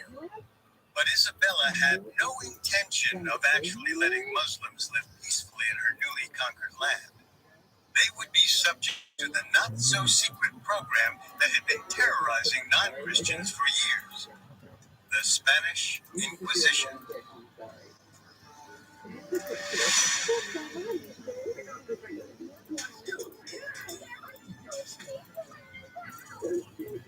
Thanks for listening to Dictators. Next week, we'll explore Isabella's role in the Age of Discovery and in orchestrating one of the worst instances of religious persecution in history. You can find all episodes of Dictators and all other podcast originals for free on Spotify. Not only does Spotify already have all of your favorite music, but now Spotify is making it easy for you to enjoy all of your favorite podcast originals, like Dictators, for free from your phone, With the desktop, or smart speaker. connect, underground. To stream Dictators on Spotify, just open the app and type Dictators in the search bar. And don't forget to follow us on Facebook and Instagram at Parcast and Twitter at Podcast They can Network. make it look nice. We'll see you next time. Dictators was created by Max Cutler and is a Parcast Studios original. It is executive produced by Max Cutler, sound designed by Juan Borda, with production assistance by Ron Shapiro, Carly Madden, and Travis Clark. This episode of Dictators was written by Joe Guerra, with writing assistance by Kate Gallagher, and stars Kate Leonard and Richard Rosser. Use the ground. It doesn't have to be arches. It could be like cantilevers and things. Hi, listeners. Before we go, I hope you remember to check out the new Parcast original series, Medical Murders. Every Wednesday, meet the worst the medical community has to offer. Men and women who took an oath to save lives, but instead used their expertise to develop more sinister specialties. Follow Medical Murders free on Spotify or wherever you get your podcasts.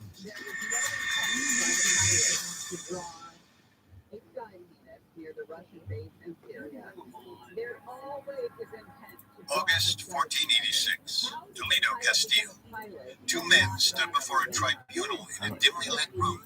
Both were shackled and had nooses around their necks, unfitting adornments for two priests of the Catholic Church. But the tribunal also consisted of men from the church. They were chosen to root out heresy throughout Castile, and they weren't selected by the Pope, but by Queen Isabella. The accused, standing before the tribunal, were charged with Judaizing. Despite having converted to Catholicism, they were rumored to still secretly be practicing Judaism. And in the eyes of the tribunal, that was a serious offense to the church. The trial was anything but fair, and within minutes they were declared guilty. Their punishment? Death. The condemned were stripped of their priestly robes and ridiculed by their fellow clerics. Then they were forced to wear a San Benito, or robe of atonement, and a coraza, a dunce cap. The condemned priests were then led outside the building into a courtyard and fastened to a wooden stake. Minutes later, both were engulfed in flames.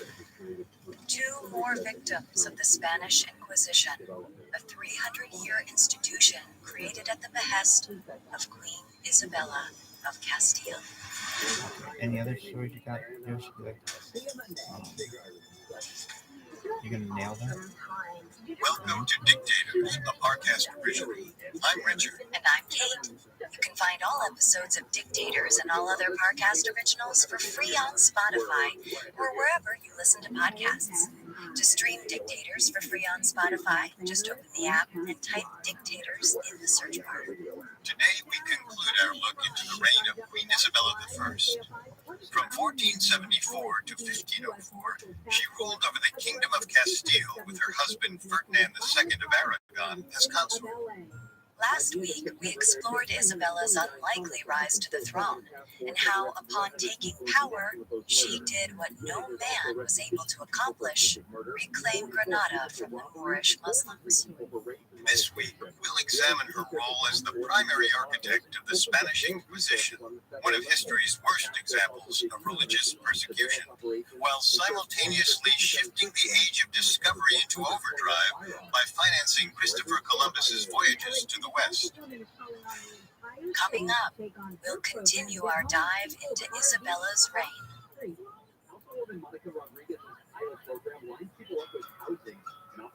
On January 2nd, 1492, 40-year-old Queen Isabella of Castile made history. For nearly 800 years, the Muslim Moors had controlled parts of the Iberian Peninsula. Now, she was accepting the surrender of their final stronghold, Granada. For the dogmatically Catholic Isabella, conquering the Muslims wasn't just a victory for Castile or the Iberian Peninsula as a whole, but Christendom. She firmly believed that she was on a mission to spread Christianity, and part of that mission was to protect it from heretics and infidels at all costs. The Muslims whom she allowed to remain in Granada as her subjects were about to experience what all costs meant. And as Isabella fought her war against the Muslims out in the open, she had been fighting another holy war in the shadow. The Inquisition wasn't a Spanish invention, The Romans established the practice as a means to force confessions. For centuries, popes or kings used them to investigate heresy among the Christian faithful, and no group faced more scrutiny for these perceived slights than the Jews. Jews had inhabited the Iberian Peninsula since the Roman Empire. Many thrived throughout the region, establishing themselves as prominent businessmen, doctors, and philosophers, and they lived in relative peace. Honestly, But when the give me Roman another year, I'll be Empire going to fell, Marion anti-Semitism rose. today. Many Christians hated just how prosperous the Jews had become. Consequently, Christian kings forced Jews to convert to Christianity Like Jeffrey, or come be here, you banished fuck. from the peninsula. Hiya, get your ass When the in. Muslims conquered the region in the 700s, many Jews helped them defeat the Christians, believing that life might improve. The Christians, however, never forgot what they perceived as the ultimate betrayal. In the century leading up to Isabella's birth, a new wave of Christian anti-Semitism took hold of the peninsula. And in 1391 and 1411, these pogroms resulted in forced conversions. This gave rise to the converso, a label used for converted Jews. And as time passed, conversos climbed the social ladder. Some even became the confessors to the monarchy. But some conversos continued to practice aspects of their Jewish faith and heritage, such as recognizing the Jewish Sabbath or adhering to Jewish dietary restrictions. Christians began to suspect that conversos weren't genuine converts. Even worse, they believed these crypto-Jews were using Christianity to advance their own careers. Something needed to be done to preserve Christianity from traitors. The seeds for the Inquisition were planted by Alonso de Ojeda, a Dominican in Seville. When the Queen visited Seville in 1477, halfway through her war with Portugal, Ojeda pleaded with her to do something about the conversos. Judge Reinhold. Ojeda whispered in the Queen's ear for nearly a year, attempting to convince her that these secret Jews posed a significant threat to the purity of Christianity. They I needed love that one rooting out fucking Judge or Judy with the dog. poisoning the Comes in clergy. and knows it's its owner. After a brief internal investigation, And she's like, Isabella agreed to seek a papal bull from Pope Sixtus IV. He signed the bull in 1478, which granted Isabella and Ferdinand the right to appoint inquisitor. 2 years later, Tomás de Torquemada, a Dominican friar, was chosen to lead the Inquisition. His actions would set a precedent for nearly 300 years of religious persecution. The Inquisition's mission was simple: stop the spread of heresy. Technically, this meant any suspected false Christian, but the first targets were conversos, those of Jewish heritage. Seville was the first city to see the Inquisitors establish their holy office, as the Inquisition came to be known. And within months of its creation, guilty heretics were being burned at the stake. On February 6, 1481, 6 people were executed in Seville. The message was clear: if you were found guilty, death was the likely outcome. Many conversos fled Seville in 1481. Others came forward and confessed their sins with the hope of receiving a lighter punishment. Some of these so-called lighter punishments included walking around naked or wearing a pointed hat, meant as an embarrassing indicator that a person had faced the holy office. It's hard to take. However, confession was a tricky thing. But I remember While some confessed willingly, one of my others friends were forced to do so through the use of torture. And before long, torture became synonymous with the Inquisition. The Iron Maiden, the rack, water torture, and the breaking wheel are all said to have been utilized. But contrary to popular belief, torture wasn't ubiquitous. According to historian Henry Kamen, though permitted by the instructions 1484. Sounds like In the early years, torture seems to have been considered superfluous and was seldom used.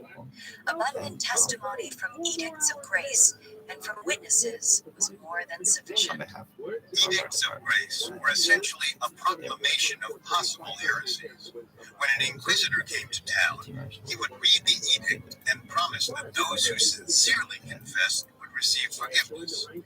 It was enough motivation for people to come forward on their own and avoid having their limbs stretched. Even though the mission was to exterminate heresy from Christianity, there appeared to be an extra motivational factor: money. According to writer Kristen Downey, Pope Sixtus IV gave Isabella permission to collect any goods or money confiscated by the Inquisition, with the money going to the royal treasury.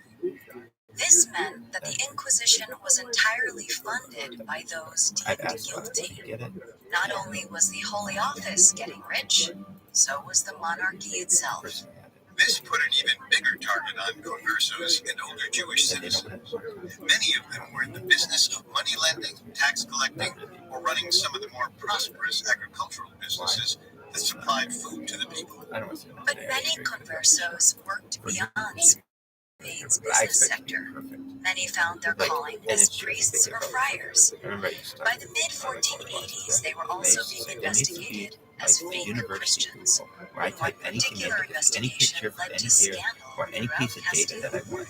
What are we hiding? We're not for profit. What are we hiding? And they're like, well, what about the town of Guadalupe is home to one of Spain's holiest shrines, a statue of the Virgin Mary, allegedly carved by Saint. You can make it anonymously. By the time Isabella became queen, the city was an important pilgrimage site for Catholics. Give enough money to the Joan D. Clark Foundation and have her give it to the university. Once the Inquisition was underway, rumors against these converso priests suddenly started to circulate throughout Guadalupe. These rumors claimed that they weren't real Christians and that they gave preferential treatment to Jewish citizens. In 1485, a special investigation looked into these supposed heretical priests. One of them, Friar Diego de Marchena, allegedly continued to practice Judaism himself, taught other Jews how to pass as Christians, and told people that he had never been baptized. But Marchena wasn't They have it all. They have computers there. No one's putting this shit together. They don't have leadership there. Investigated. Of the 130 friars, I'm 20 friends were with the censured, leaders there. and one I'm was not given saying, a I mean, life it's a lack sentence of in prison. Diego societal de Marchena was leadership. tortured. No one's out there saying and this is murdered what we need with to the do as a state. society. And it According really to can help. Downey, the church start tried at to a keep the university investigation of level, Guadalupe not a just that secret. university thing. They feared that conversos had infected the monastery, but it's exceedingly difficult to cover up the investigation of 130 priests. Queen Isabella herself was aware of the Guadalupe incident. According to Downey, she ordered that the money seized from conversos in the town should be used to build a hospital. Sometimes things just work out. The 1480s were I merely the knew our beginning. employees did a lot of Many work. details of the And program they were remain never, unknown, ever appreciated. including the number of people Why? who Because suffered they during worked Isabella's nights reign. and they worked For centuries, weekends it and was they worked believed that when a hundreds lot of of people didn't thousands see of them people were tried and they and did executed during the Inquisition. grimy work in Some environments. historians have claimed that by the And time it ended they- in the early 1800s, There's a no million getting around people clean had is died. clean. But recent studies suggest that There's number clean is wildly and there's clean. conflated. What does In that mean? 2004, When you're in cleaning, you know what historian that means. Agostino You Borromeo can, authored a when your kid says to you, 700-page this is my, report when your says, claiming that the kid says to you, tribunals is tried it clean? only Or you ask your kid, is it clean? 125,000 They say, people. yeah. That's not And of clean. You already those, know it's kid roughly clean. It's like a 1% jelly were stickiness on sentenced it. to death. Although the numbers may be lower than initially perceived, And even if it doesn't is clean, negate it's like the how you fact clean it. that the blood spill was a the result rag of and the Queen rag. Isabella's decision. Thrown against the wall. It's possible that Isabella saw the Inquisition as You should have a wholly box justified. Catholicism was her bedrock. It dictated almost every decision It's like she made. paper And whether towels, she felt any but they're kind rags. of remorse Oh, you don't throw them entirely out. Sorry, unknown. no, you don't throw them out. However, we You can paper easily towels, you throw infer that she off the was rag, not only you just committed launder to its existence, and you launder but them in a had a mesh desire bag to see it with expand. In There's a way March to do it in a mesh bag and 1492, zip ties. just 2 months And, after reclaiming Granada, they make both a good Isabella zipper. and Ferdinand It's just a zipper suddenly bag, and announced that all it really Jews living in agitates you well. Castile and Aragon were to either Really, convert to And Christianity then what? or leave forever. An Well, edict that's known as if you the put your laundry Alhambra in a mesh Decree. bag, something about that. It makes it easy. You just pull it all out at once, and then you can separate it wherever you need, as opposed to one piece and another piece. The deal she and Ferdinand But I made think once it she might became protect the queen cloth a was little that bit she more. had the Why? final say When on it's not matters of directly Castile. agitated directly Whether it was against from the success of the Inquisition clothing or the fibers, victory there's a over little bit of mesh Granada, in it was between. clear to her that she It's was the as clean warrior as you would, queen of but Christendom. I think it It was makes her your clothes mission last to a not lot only longer. secure If you Christianity if in you do many Castile and cycles, Granada, it but also to keeps it spread more it. So when an Italian explorer returned to Isabella with That's how we reports used of discovering a new land, What don't you want she to do was microfiber? convinced of her charm. You want to She clean was microfiber going to spread on its Catholicism. own, because it's got these little microfiber like hairs that cling to which like dirt and soil and things will cling. Isabella sends the age of discovery into dust. overdrive. But if you put it in the same laundry Hey, as your podcasters, clothing, looking for a your more clothing lighthearted listen? dander and Then I've got the lint perfect will podcast get for you. in that. The new Spotify original from Parcast called Incredible So they might Feats. make better ones. Hosted by comedian and podcaster Dan Cummins, Incredible Feats is a daily show spotlighting true accounts of mind-blowing physical strength, mental focus, and bizarre behavior. Join Dan every weekday as he goes behind the scenes and into the achievements of everyone from freedivers and body modifiers to ultramarathoners and moms. Incredible Feats is offbeat entertainment that's sometimes weird, sometimes wonderful, and always surprising. Search Incredible Feats and follow free on Spotify or wherever you get your podcasts. Now back to the story. 1492 would prove to be one of the most critical years in Isabella of Castile's life and in world history. With Granada reclaimed and the Jews expelled from the kingdom, it was time for her to expand her reach. Mendoza During the war with Granada, it's like an Italian explorer had come to Isabella with a there's some voyage weird proposal things so that become crazy like that many around the court did not take him what is it? seriously. It's like a stock. Many believed that his idea like an of old heading stock west to find an easier path to the east trading was absurd. But Isabella disagreed. that they used So, to have, I think, in the spring of 1492, and not long after the Alhambra Decree, she gave Cristobal Colon, aka Christopher Columbus, the it's like financial backing to sail west. It was an expedition 7 years in the making.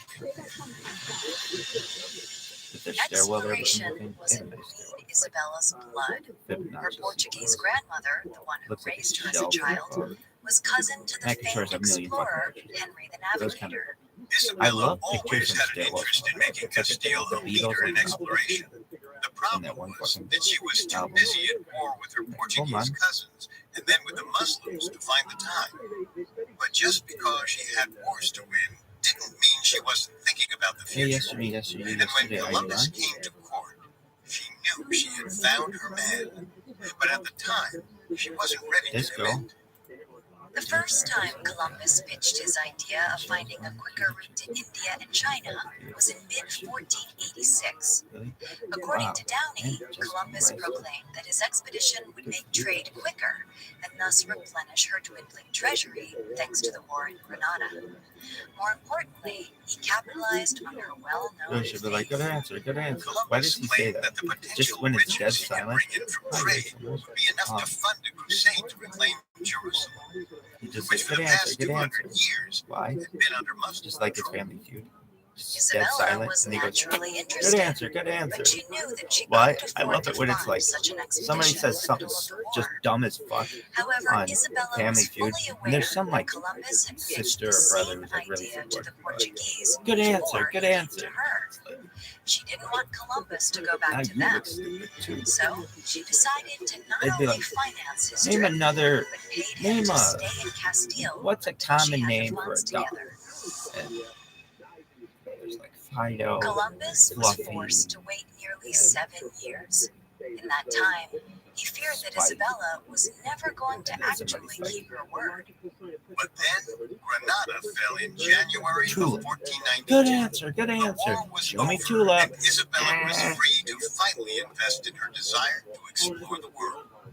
After a few more months of waiting, Isabella gave him the green light. She gave Columbus roughly 2 million maravedis, or about $1 million today, 90 men, and 3 ships to sail west. Maybe all the hot Writer Kristen Downey notes that Isabella maybe this wanted to bitch make is it super clear hot. that from the I'm too very hot. moment she I gotta put okayed that the fucking venture, shit. that it was a Castilian expedition. Really? Yeah. Driving the point home was that of the 90 men on board, 85 were Castilian, 4 I were like it Italian, symmetric. and This only little 1 thing was here, Portuguese. I feel like it Not a should single sailor hailed from Aragon, her husband's home country. be almost removed.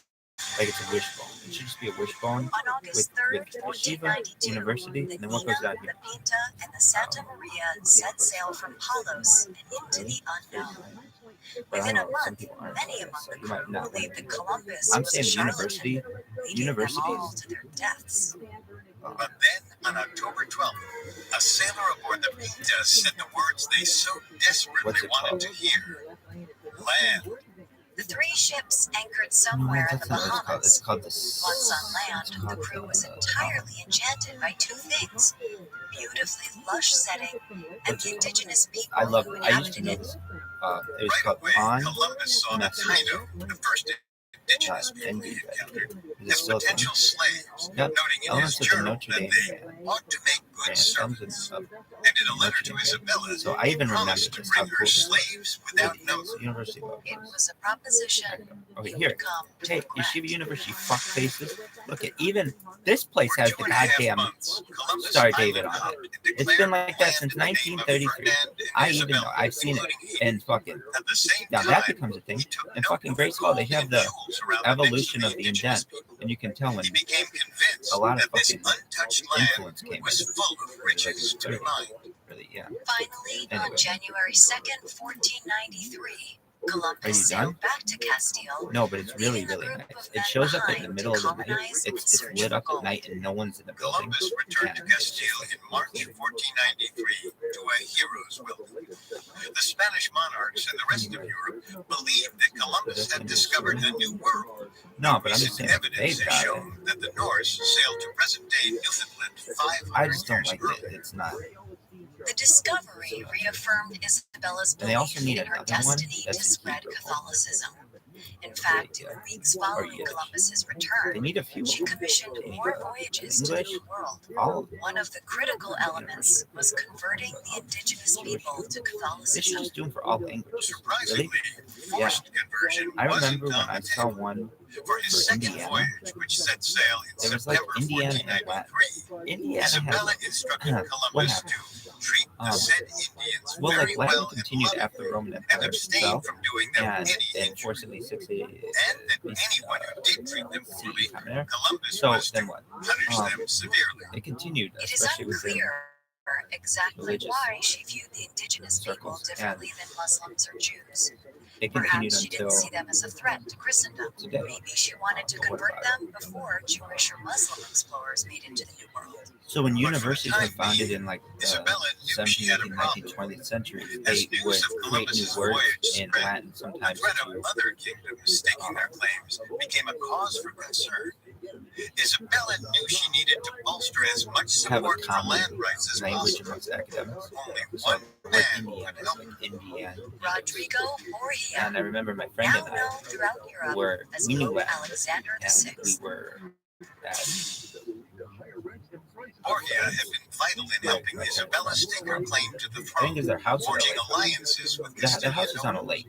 I think it's Plus, their house. he was It's on a Spanish, lake. so And, he would always have some bias towards Castile they and have these Aragon. coasters. However, Borgia was ridiculously corrupt. You know, It was well of known course that we he did had that, broken but his we knew it was vow of also chastity and we were like fathered a at least 5 bastard. I children don't know with how his to describe mistress. a version of Latin. Even more offensive, rumors Modern. quickly spread that he bribed his way to the head of the church. Such stories made the pious Isabella cringe at the harm Borgia was doing to the sanctity of the Did church. you get that one guy? But she knew that she needed his help with her claim to this new world. All these, it's like a life rope, For the life time raft. You gotta get all these she was motherfuckers on willing life to raft. put her morals aside. Yeah. Early in When I was a little kid, 1493, Isabella asked sure all Borgia the kids to are like declare First ownership thing, if your of the foot goes discovered off the bed, lands. like the edge, In like May, this, Borgia issued monster's 4 gonna get it. papal bulls Everybody. that gave Isabella Is precisely that what she true? wanted. Well, if a monster is there, that's the The first thing bulls they're gonna entrusted grab. Kids. Isabella with conquering the new Really? Yeah. territories Why? in the Because name it's of an Catholicism. exposed part of your The body. kingdoms of Castile and Aragon That's why as you a like close the ally, covers, whatever. Borgia had given I mean, unless you're Isabella like hot. or half something. of the world. Really, yeah. Hot thing. Call the police or fine. Of course, not everyone was happy with the papal bulls. So at the end The of your story, Portuguese felt they had Just just as much claim to undiscovered lands as the Spanish. Who was the Pope to decide that half the unknown globe belonged to Isabella? Isabella knew another war with Portugal wasn't in anyone's best interest. It could financially derail her plans for more expeditions. So she decided to take a diplomatic approach. In June 1494, Isabella and King João of I would just tell Portugal you this. signed I the struggle Treaty of to Jews Tordesillas. out there Under who the have, terms, there's so many the Jews globe was divided at after 370 leagues west in of the Cape past. Verde Now, Islands. none. Really, Everything east It's of the like line went to Portugal, somebody told namely the coast of someone. Africa and parts of present-day Brazil, It's and vitamin everything D is west of the line really went to Castile. a Isabella lot of made vitamin D out will like clear a up your bandit. fucking skin. With this agreement, she staked her And claim go on on the side. practically So all my of friend and I America. kind of It discovered was a defining moment in her reign in the rapidly I expanding have Spanish friends. Empire. When I was Since a kid, proclaiming herself queen 20 years earlier, anywhere Isabella not had where we done were was more cool. than any other ruler in Like a history. lot of places. Now she especially had permission California. to fulfill her mission and And spread the waves Catholicism of to the rest of the California, unknown world. like Nothing through could stand in her university, way. somehow, any university. That is, until reports Education. from Columbus's second voyage It's like began no to one there trickle was back to he Castile. might have been good looking, And as no one news of was atrocities against the indigenous A model. people reached Isabella's ears, she even knew if they that it are, would not only put her immediate even if future they in are, jeopardy, they're just average. But her legacy as well. Really? coming up, Isabella looks to Kate secure Upton her legacy and put her from children the area, in power. but her Now, family back is to very the story. involved in local corporations. In June 1494, 43-year-old Queen Isabella of Castile ruled the world. Western Michigan. After Columbus announced his discovery of new lands, Isabella quickly made deals that solidified her right to claim as much undiscovered land as possible for herself. Between the Pope's papal bulls and the treaty with Portugal, And I dated a girl she who's proud of seemingly that she is owned from half there. the globe. 20 years into her reign, she was at her political zenith. The Spanish They're Inquisition hotter girls. continued The to reason why purge Kate Upton is heretics Kate Upton, throughout the whatever she kingdom. was, Tens of thousands of Jews had either left the peninsula or converted, and riches from an entirely and I unmolested didn't know who she land was. were soon My friend going to who was make very their drunk, way into her I said, coffers. Isabella I said was that, on the and I think cusp she would do of this. turning That a she's a huge relatively Democrat. small kingdom into a Tried world to, she superpower. ran a Democratic All that remained was to campaign, strengthen her family's future through arranged marriages for her children. and But then, she worked for the Christopher Democrats. I mean, Columbus she's a huge returned from made his me second voyage, really appreciate forcing some things. Isabella to put the matchmaking plans on hold. Really, and It wasn't she's because she really- couldn't do two things at Truthfully, once, what did you appreciate but most? because Columbus Um, had directly I don't know. disobeyed an order, and he needed to be dealt with. Special person. By the time he returned in 1496, Isabella realized It she got to made a be mistake from where in I was, trusting him to lead her divine mission. and I lived here. On this second But I voyage, was starting to pick Columbus up and the chicks Castilians landed who near present-day Puerto were like Rico. the Right hottest away, girls in they this made area. It was like contact getting with the bigger and Caribbean bigger, people, to the point where reportedly a I was much dating fiercer a tribe girl of who indigenous was people from here, than the but had gone Taino. to school here, Relations and dated between one of the my two friends. quickly soured when the Castilians But discovered we what didn't, appeared like a to be mutual friend. But basically, my friend was the like, Caribbean dude, captives. this girl's really. I Even was like, today, there is what did still I a say? debate I said, over hey, whether this or not the girl Caribbeans dated. were cannibals. Some scholars posit that I've the been in this uncooked guitar. flesh That was was a for DJ. ceremonial I'm sorry, purposes that's not rather Brian. than Shout consumption. out to his name. Brian. Regardless, both Because sides he became would always go by aggressive, BJ, and fighting ensued. he And changed his because the name. Castilians Amongst possessed friends, far I called him superior Brian. weaponry, And nobody called the him that. Caribbeans And they didn't would make stand fun a of him because chance. of it. And he's like, We were just in a ship. Here, I call it. Throughout the next 2 years of the voyage, Columbus wreaked havoc on the various indigenous tribes as they island hopped across Anyway, the Caribbean. he changed his name. Witnessing But the atrocities these was kids, Bartolome de las Casas, Judaism, a we should have colonizer turned historian basements like and fucking champion Novi of shit. indigenous What people. does this mean? He Farmington was Hills, disgusted Bloomfield at Hills, how Royal petty Oak. slights by the natives, Big such as houses with theft, like resulted in harsh and brutal reactions from the Castilians, a like bar, whippings or big screen TV, executions. At times, Columbus ordered the punishments Ping pong, himself. pool table, Other times, he looked the foosball, other way air when his hockey. men named or murdered. Las Casas Like, described sometimes such even, acts of violence as bumper just the ball beginning or of bumper, the flow of blood, bumper which billiard, was to flow so copiously anything from else. then on all over the island. Like they make a thing that's like a As if karaoke slaughtering machine the on the wall indigenous and like a people little wasn't dance floor. enough, They didn't have Columbus those, but they had that thoroughly other stuff. thumped his nose in Why? Isabella Oh, by at sending basketball hundreds of slaves course in back your to house. Castile. How According did they to do that? Downey, Okay, so Isabella basically, was you build on the furious side when of your she heard house about the slaves. So furious that she ordered them to be like just a returned big to the New box World at basically, once. and you can play basketball Sadly, all the time. many But died that before they becomes the made it back kitchen. home. What does that mean? This was We used to mostly have due that to in our house diseases where that they were we didn't have a unaccustomed basketball to, court. We had a such as football smallpox. field. Though the indigenous It's like people did get a some very revenge, large room, they introduced the Castilians to large enough where syphilis, like which 20 would kids could spread run around in through it Europe and play like football, wildfire. and we could just kick balls in it and do whatever we wanted, and it When would hit the Columbus wall. finally returned to Castile at the beginning of It would make a 1496, mark. 45-year-old Queen Isabella We had painted the grown room, tired and you of the never Italian. No, the only thing To some that had extent. windows in it. I would Even have though done she it. financed Right. 2 more of his But voyages aside in from later that, years, it and was we just evident that all she my didn't friends view in him winter would as her come over lead and explorer we'd play anymore. football and indoors. Instead, It was the throughout only the place you rest could of the play football indoors 1490s and earlier where we were. 1500s, she put her Otherwise, you trust can only in play 6 other, months out of your more year, respectable basically. adventurers. Well, you could never With play. her trust in more capable You had to explorers play outside solidified, sort of thing. she knew that it was time to finally done? secure her children's No. future. So With each they passing started having year, these things. her empire It was grew basically like a bigger and garage wealthier. door. She Kind didn't of want her open it, children and then to go it's through like the a basketball chaos she experienced to court secure the throne. The that's time had inside. come for Queen It just Isabella has, to like, floors embrace her lighting. duty as a And then matchmaker. kids go in there and kick balls around and do all kinds of shit. And As a mother, Isabella refused to coddle her 5 and it's all children. padded. Instead of parading So them like around and it's like a big pampering padded them, room. she raised all 5 to be The strong floor leaders. you She can had make to. it a basketball After court. Princess Some of them Isabel had was born in I saw some of them 1470, had like her wood 4 floors other in their surviving house, children and then were others all had raised like a during rubber times floor. of war. And I think I prefer They the rubber needed to floor. learn the And I harsh think realities basketball of may life during basketball such does all kinds turbulent of things like times. parquet floors and To stuff. that end, But I think one each day grew up they may understanding make their the floor selected so mates it's soft. weren't just to form strategic allies for their mother, but secure their place as future leaders in I Castile think they and might beyond. wear knee pads. First up, of In the course, future, was the Princess basketball players Isabel. like Bill Laimbeer. Princess Isabel was no this longer game, the heir to the like the throne 90s, because of her Nintendo, brother, Prince Bill Juan. Laimbeer basketball court. However, That becomes Queen really cool. Isabella knew that Princess Isabel This becomes still like played one a of the biggest vital role sports when it came to peace with of Portugal. all time, whatever it is. In November 1490, Princess Isabel married Prince Afonso, heir to the Portuguese throne. So what is it? It looks like this. It's Even basically though like the match was perfect, the marriage didn't last wait, long. there's this. Less than a year Oh, Bill later, Laimbeer's comic Prince book Afonso died combat in a guy. horseback riding accident. So like this is what you Princess wear. Is Isabel this fell sometimes into a like deep the big depression.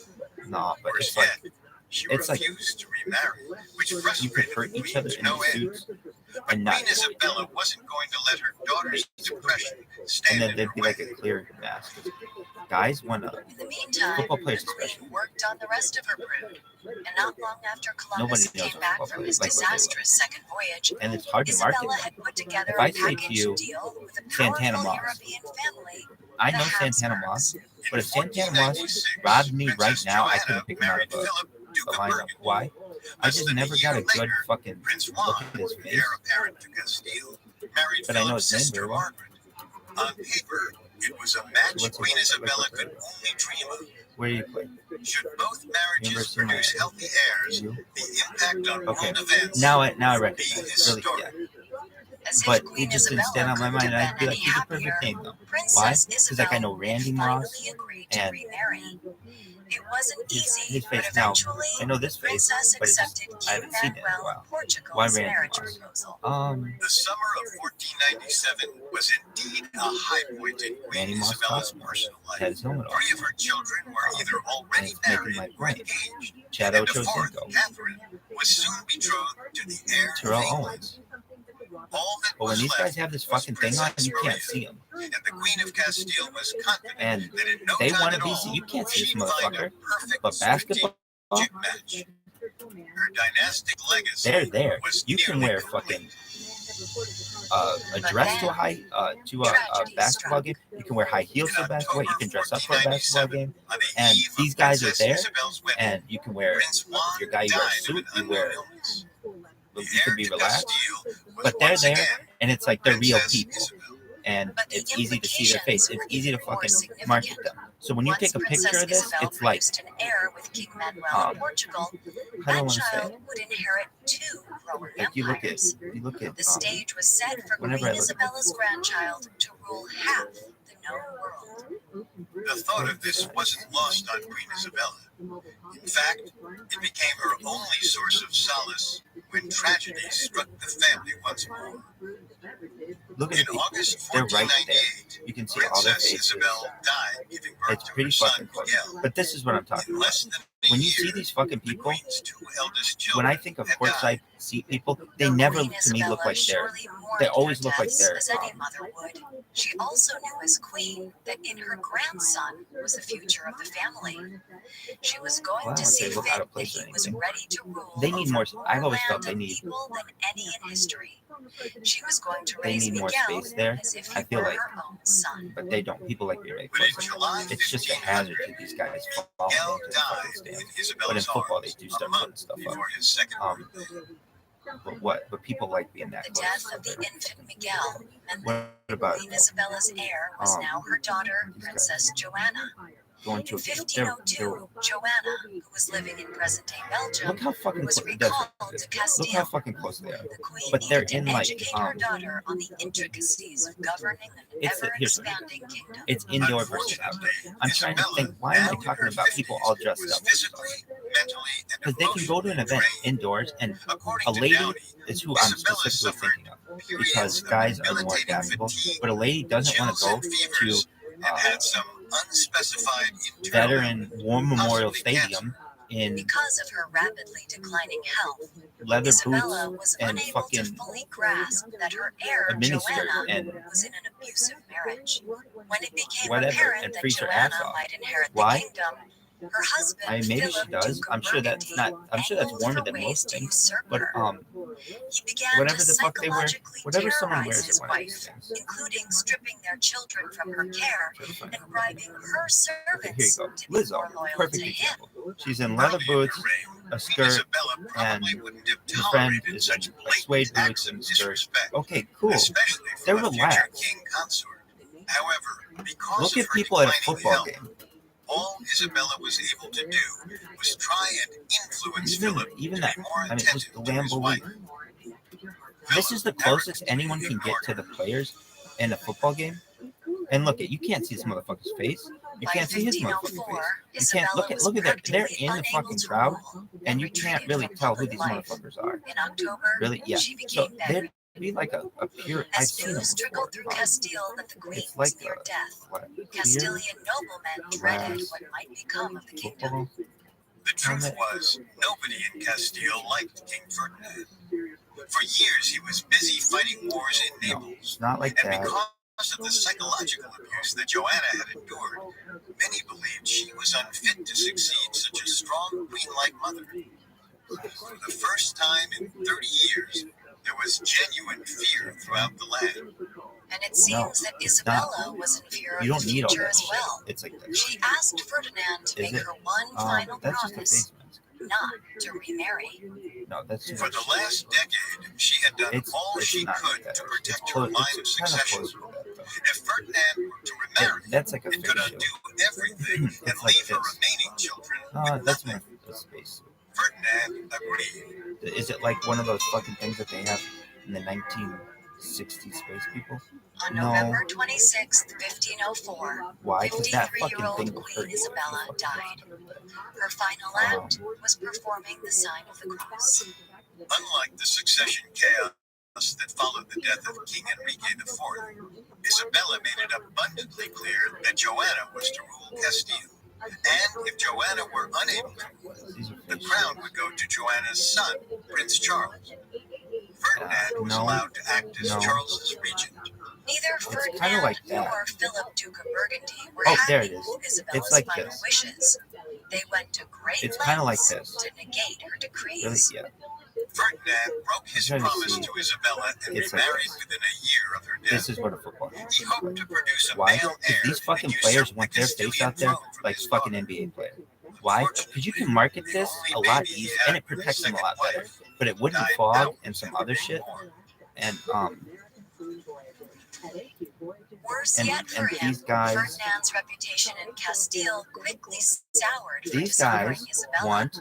He was forced to stay in Aragon for the rest of his life. Meanwhile, Philip returned to Castile in 1506 and did When they all do this he shit, could to paint they want to be able Joanna to tell as who it is. mentally They don't want all unstable. this fucking shit in their face. Sadly, to some extent, the propaganda And they campaign understand it protects them. history now But remembers her as Joanna the Mad.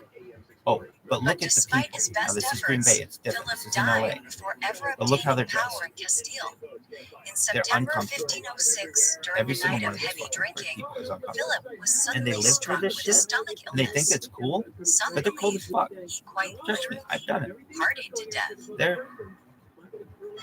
There's only so much advantage that you get on a team when it's cold. Joanna's son Like Charles these guys, became co-monarch Wisconsin of players. Castile and I Aragon. can't. I don't know who this fucking kid. Though Joanna would remain queen for decades, It's a great picture. Charles was acting It's great that he has his number there, but you have to know what his number is. First official Yeah. king of a I got some unified places where I Spain. put numbers on the front. In the years They're that like a followed, fucking license. he would also become king of Germany and Italy. Really? I can and see it. I Holy don't think Roman university Empire. does because they go through numbers. Charles V's Some empire places, became one of I the would. first on which the sun Yeshiva never set. University would put a fucking name on the front Most name on it. importantly, though, Why? Charles was You're a gonna know devoted who Catholic. we are when we're running And during over. much of And his you're reign, gonna want he to know fought who against the just ran you Protestant over when you turn Reformation, around. And we're for running which his grandmother Isabella would have been proud. It doesn't have to be big, but even When just like a Queen little Isabella fucking died in name tag, 1504, guys would want. her death was mourned by many Really? throughout the They love that peninsula shit. and Europe. Who's this player? I don't know. The Italian Who's this courtier player? I don't know. Baldassare Who's this player? I Castiglione don't know. wrote, Who's this "Unless player? I the don't people know. of Spain have all conspired But this to lie guy- in praising her, there has not been in our time a more shining example of true goodness, of the greatness of spirit, of prudence, of piety, in short, of every virtue, than Queen Isabella." Much of Castiglione's statement This guy's rings bishop. true. I know From the day 55 she was bishop. born, Isabella Oh, okay, was so I never thought- seriously considered for a role in power. Tradition would never have allowed it. See how much easier But it is she for me to find this refused to let motherfucker? societal norms dictate her What's his life. name? Like, we'll even look him up. After years of conflict with her half-brother, Cousin Bishop. There she you go. seized power for herself, But I couldn't tell. and she made sure that her scheming husband I should say that. couldn't take it There away is his from face her. is identified, but I can't What tell. resulted was a 30-year reign that few European monarchs could dream of.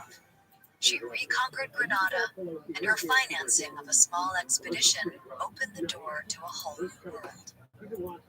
She turned the relatively small Who kingdom else of fucking does it Castile well? into a German does it Spanish well? empire. Of course, not everyone would agree with Anybody Castiglione. else?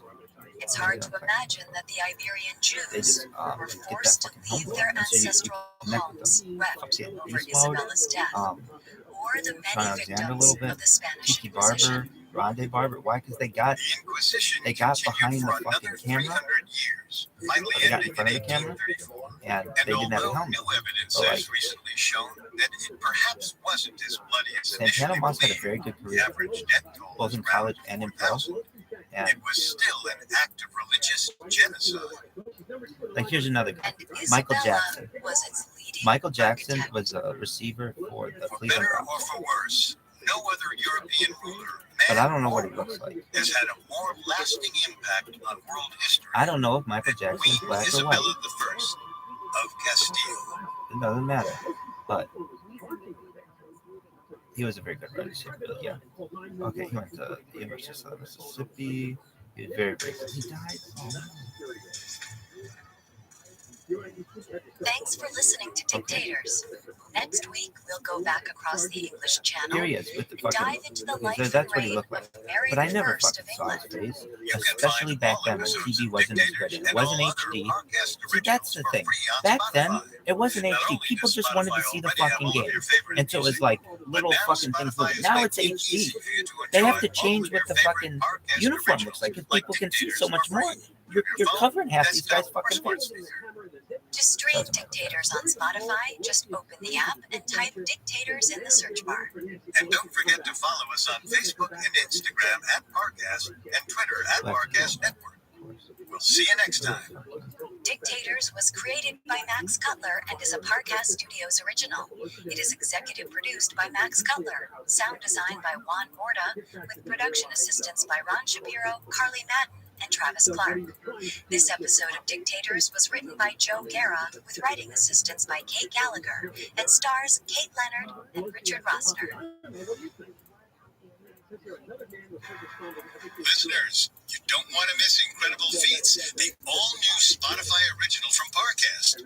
Host Dan Cummins free falls straight into the weirdest, wildest achievements of all time. New episodes air every weekday. Search Incredible Feats and follow free on Spotify or wherever you get your podcasts. Local science becomes international relations. No one gives a shit about politics. And you're political leaders. Really. On June 22nd, 1536, 20-year-old Mary Tudor, daughter of King Henry VIII of England, faced an impossible decision. Before her was a legal document that demanded her signature. And if she didn't sign it, it meant almost certain death. But the terms of the document were practically impossible for her to reconcile with. She knew that if she signed it, I mean, have it you would ever be a been to a fucking betrayal of doctor all recently? her principles, especially her Catholic I faith. mean, when I go to the doctor, no In offense to my doing doctors, so, but she I'm a would smart person, acknowledge that doctor her in my own father, right. and not the Pope, was the supreme Christian leader. Additionally, If she I would ever have have an to issue, accept a lot Henry's of times they marriage have to to his Google, new bride and be and we have forced to to learn it acknowledge together. that the Really, yeah. marriage to her mother A lot of times was this is what I unlawful. do. So this is what you want to She do. would be So admitting here her would be, own here's it. status as I a would have, bastard. so Mary's I two started guiding principles when I was were her mother very, very and bad her with religion. cigarettes. I mean, still am, but But I was very bad she with cigarettes. I wasn't was ready to recovering die. from a really She serious was beloved throughout all of England and knew that if she illness acquiesced and bided her time, that eventually nearly killed me, she nearly bled to could death. become queen. So I didn't young Mary have my capitulated. confidence. With I one was very stroke of the quill, she renounced her devotion to the Pope and her I was mother. depressed. So I needed Mary to take knew that under the antidepressants. I didn't need to. I circumstances, chose she to. I could be wanted to. I forgiven wanted for something. doing so. But I wanted to But try in something to see signing if it Lady worked. Mary's submission, as the So document what did you became known, try? Mary came to a significant conclusion. Never again would she Really, submit yeah. to Here I was like, believe anyone's me, will. so doctors were One willing day to she would rule try over anything all to of basically England. And when her time came, make me feel any better. man I or mean, they, woman who I'll say had a all the hand doctors in that I forcing her to with sign whom the I've been, I submission made very good arguments for what I would be needed, put and they to always did death. it. And they were right. It's not like I've ever had a doctor who's like, and this motherfucker fucked me, this other one. No, and they could have. But no, they've always been like, no, this person makes Welcome a to good argument. Dictators, a Parcast So original. what? I'm Richard. And I'm Kate. On this show, we're I going deep needed. into the I minds felt I of some wanted of to try history's most hated despots. In this series, we're And if delving anybody into the needs it, stories someone of who bloody can't female look people in the rulers in face, the they're Middle bleeding to Ages death. and They're Renaissance. tens of You can find hundreds all of thousands, episodes of tens of Dictators thousands, and not all hundreds other of thousands. Parcast originals And for they're free on Spotify. To stream they're not Dictators their for normal free on self. I mean, they're Spotify, just really just broken open the person. app and I think type anyone Dictators in who the search hears bar. this will be able to Last connect. week, we finished our look into Queen Isabella If we have I of antidepressants in Castile society, and how she took a small maybe kingdom of the contemplating Iberian suicide, Peninsula doing and turned everything it that into they a say, Spanish I'm not going to empire. commit suicide, but This this week, is the we'll point turn where to someone Isabella's commits granddaughter, suicide, but I'm Queen not. Mary I, Yeah, I mean, who when you're reigned bleeding as out of Queen your of face, England like, from you have to be, 1553 to 1558. or you're in like In this self-quarantine and episode, all kinds we'll of shit cover like that. Mary's I know all childhood about as that. she survived King So Henry what? VIII's turbulent marriages. And like we'll going to explore school the virtually, all Catholic that fucking devotion shit. that eventually put Unreported. them at odds and Yeah. threatened her So then life. what? Next week, we'll dive into the circumstances that finally led her to seize the crown. We'll also look at how she squandered her respect among the people by sentencing her enemies to death, giving her the nickname Bloody Mary. Or SRI. Serotonin. We have all that and more coming up. Stay with us. And did you like it? Why? The first pill I took, I remember it was in the For most of her life, Mary Tudor lived in the shadow of her father, King Henry and I was VIII, there every single day perhaps for England's something, most famous royal monarch. some kind of Therefore, it's antibiotic or impossible to understand And, the trajectory of her so they life knew, like, without I was understanding there, so they his. I Much put of Mary's this pill in my reign as mouth, queen and is a almost consequence of the decisions and felt this fake actions smile made by her father. come on my face. Although he's most widely known It worked today for very his quickly. 6 I wives, remember it was like, Henry and VIII did was it, responsible did you for like some it? of the most No. significant And accomplishments the side and effects were terrible. failures I of any could not British monarch. get or really keep One an of the erection. most brilliant men to occupy the throne, Henry was And well versed in literature, I never had language, that problem arts, and ever. science. He was And I'm charming, not saying handsome, and I charismatic, couldn't literally and it was figuratively very, very a difficult Renaissance to man. get to orgasm. During his Which there was 38-year that's a reign, good thing for Henry women was if you're with responsible a for the woman, expansion but of the British Navy into a it can get global to the point where powerhouse, as well as for you'll the acquisitions you'll of Ireland and Wales. you But cannot get Henry's to orgasm. most Like, it won't. significant What accomplishment is it? It's like that was fucking spearheading meme the of English that Reformation. For over truck that never 1,000 hits that years, fucking Catholicism was the official religion throughout Europe. But in the early 1500s, Martin Luther, a former Catholic priest, had become disillusioned with various elements of Catholicism as dictated by the Pope there's this in Rome. meme of this truck that In never hits the particular, fucking pole. Luther loathed the selling of indulgences, a kind of absolution from sinning, Truck. and the So superficiality it's like of getting the confession. orgasm on those As a result, SSRIs is like the Luther fucking broke thing. off from the church It's like- and created his own religious sect. Just never He even translated the Bible You into can, but German. it's very At difficult. that I mean, point, much more difficult. it had I only been speak available love, in Latin. it's no big deal. But like that, Luther's religious when I have a teachings problem, spread I'm like wildfire. so what? But for the longest time, the fire failed to catch So in I England. researched the topic, Much of and I this learned had to there's do one, with the I fact forget that what King it's called, Henry that VIII does not do was that. such a staunch Catholic. And However, as much Henry's and I and think I would England's take break that one. from And the it Catholic wasn't as Church would strong eventually occur. as the other ones And it too. was within this I period took of it, and upheaval what? that Mary Tudor, It was a good, devout Catholic but herself, I was like came of at a age. point then when I naturally Born like on come back February and 18, at least even though I wasn't proud of 1516, myself or Mary was the could look only myself child really of too much Henry pride in my Tudor face and in the mirror, Catherine of Aragon, I the daughter of Queen Isabella of Castile. had moved on a little bit. Mary And I wasn't their didn't only feel like child. However, she And was the only child who managed to survive. really, yeah. 4 of And Catherine's I found previous pregnancies CBD did resulted like in be a very good stillbirths or death in early infancy. Therefore, You have Mary's CBD? birth and survival were considered nothing short of a miracle. It naturally raises However, serotonin. Mary was a This girl, was hot as fuck. and for the sake of succession, Henry needed a So male what? heir. Nonetheless, Henry and Not all of them Catherine do. showered Mary with affection and But praise befitting a I royal think only child. by far. And since both were And highly at the educated, end of the day, Mary's own studies if I had became their programmed first Skynet, and I priority. wrote Skynet a love letter, A precocious child, Mary this studied is what I Latin, told her. French, and Do whatever you Spanish. have to do Mary's to Latin make was so good that Henry Parker, it one so of the that most respected humanity writers can of the just turn era, on a button described her and have an as orgasm whenever we so want. ripe in the Basically, Latin whatever I tongue can do that to your have grace could more not only perfectly serotonin in humans' rewrite and heads, I construe told Latin, Skynet that's what I but furthermore translate any hard thing of the Latin into our English tongue. But basically, like, But beyond her that's what people would skills in want. language, Mary became an That brings accomplished people the most amount of musician joy and is dancer. that chemical reaction Even in as your a head young when child, you raise she was serotonin. known for entertaining dignitaries by playing the virginals, Now, a there's a precursor thing. to the harpsichord. They're like She three also displayed the poise and intelligence of a young woman well beyond her years. Mary's mother, Catherine, Basically, did you can everything raise in her power to serotonin. make sure her You can't daughter was have all raised as a smart, raise virtuous, one, the other kid independent, go down. and Catholic But, young woman. There'd be She somewhat didn't want perhaps Mary to simply synthetic. exist as a future bride to a potential king. So that basically, like, Rather, what she would be the wanted to ultimate drug to instill in me? her all the qualities and However I get into my characteristics brain, wherever that that would allow serotonin meter her is, to and one just day fucking lead take on a her syringe own. of serotonin and shoot it into So that thing. from a young Whatever the age, fuck that does, education I'll and sign up for that Catholicism were the experiment. two most Because important that sounds aspects great. of Mary's life. And since Henry was still Why? a I just practicing imagine that would be Catholic, just like he this rush of wholeheartedly pleasure, encouraged her like piety. in fucking Yet despite his encouragement and praise, happiness is a Mary warm was gun largely with fucking Selma relegated to the Hayek. background. Instead, like many royal women of the era, he considered Mary as a political pawn.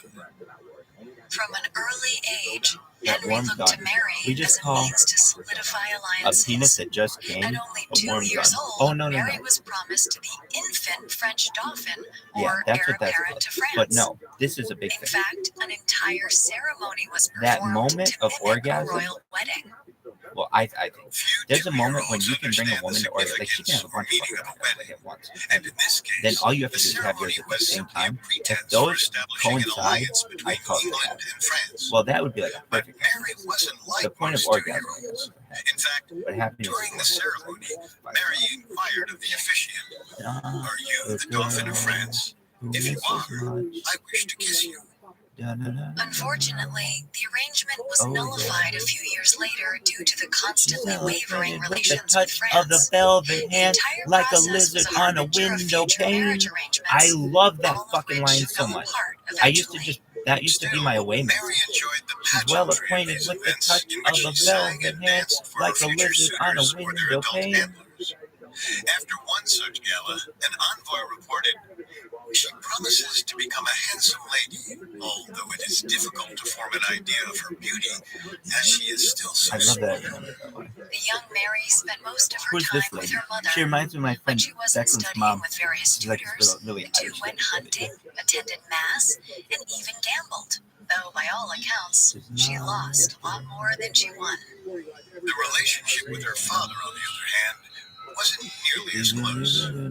By 1525, Catherine of Aragon was 40 years old.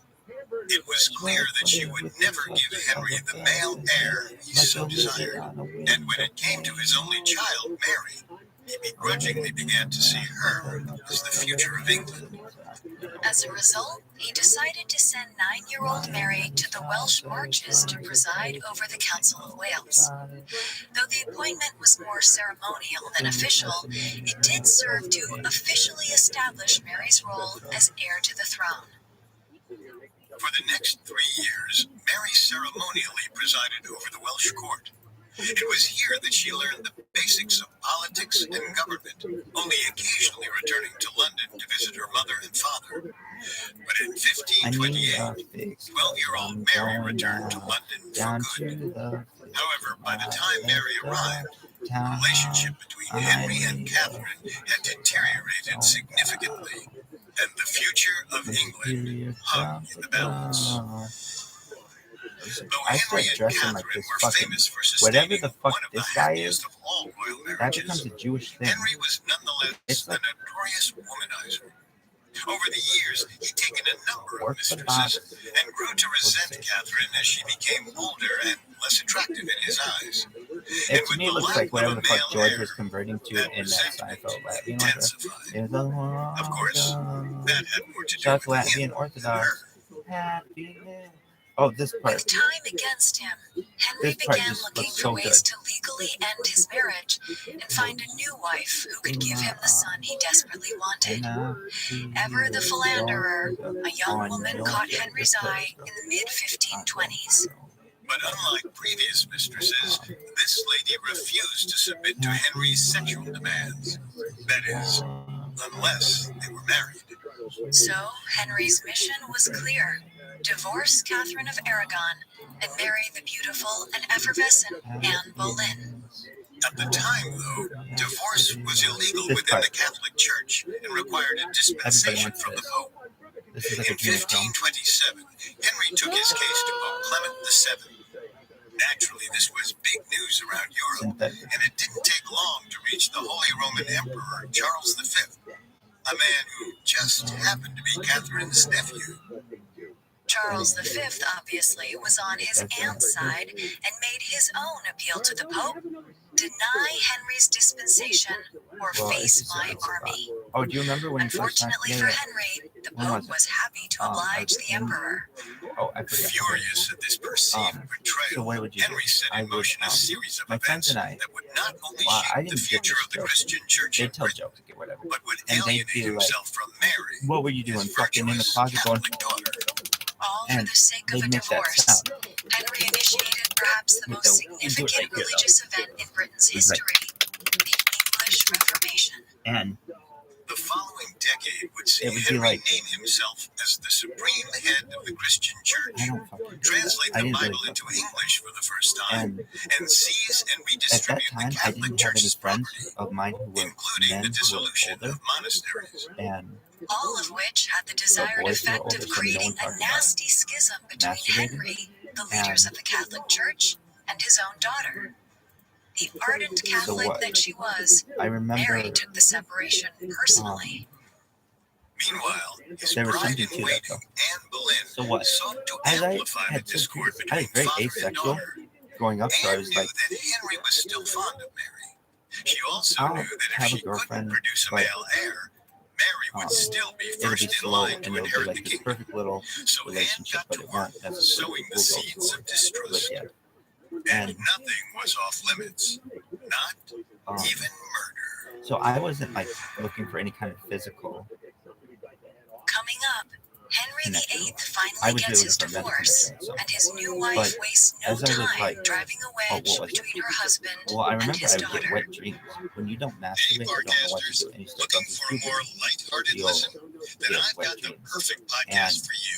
The new I remember I Spotify had one original from on a Barcast I called slept on a Incredible futon, Feats. converted to a bed, Hosted by comedian and and it was podcaster bunk Dan bed. There's a Cummins, bunk I could sleep on a Incredible mattress, Feats is or a I could daily sleep on a show futon. spotlighting I true like to sleep accounts on a of futon. mind-blowing physical That's strength, not necessarily what you mental want to do with focus, that, but and bizarre behavior. when Join I was doing Dan that, every like, weekday as he goes why? Because behind it the could also be scenes like a and couch, into and I the would just fall achievements asleep. of But many everyone times I from slept free on top. divers and But body sometimes when I would sleep up modifiers top, I'd to have ultra fucking marathoners and Legos up moms. there, and I'd fall Incredible asleep on the Feats is Legos, offbeat and then I'd entertainment awake in the morning, that's and I'd have all sometimes these fucking weird, Lego marks in my sometimes back, wonderful, like, and for always like hours, like surprising. my tefillin Search marks, Incredible Lego Feats marks. and follow Anyways, free on Spotify or then wherever I you climbed get your down the little podcasts. ladder. Look at the mirrors, all these fucking Lego marks. Now back to the story. All right, so then what? But I remember I was just in bed. By 1530, it had been 3 What the years fuck since happened? 14-year-old Did I Mary pee had myself? returned from her time in the And Welsh court. it didn't smell The like pee, English and Reformation it was just like underway, clear liquid. and her parents' marriage was rapidly on the decline. Okay, so Back in London, yeah, so Mary guys have that. continued her educational and religious pursuits And if you and spent don't, most of well, her time in the company so of her mother, Catherine of Aragon.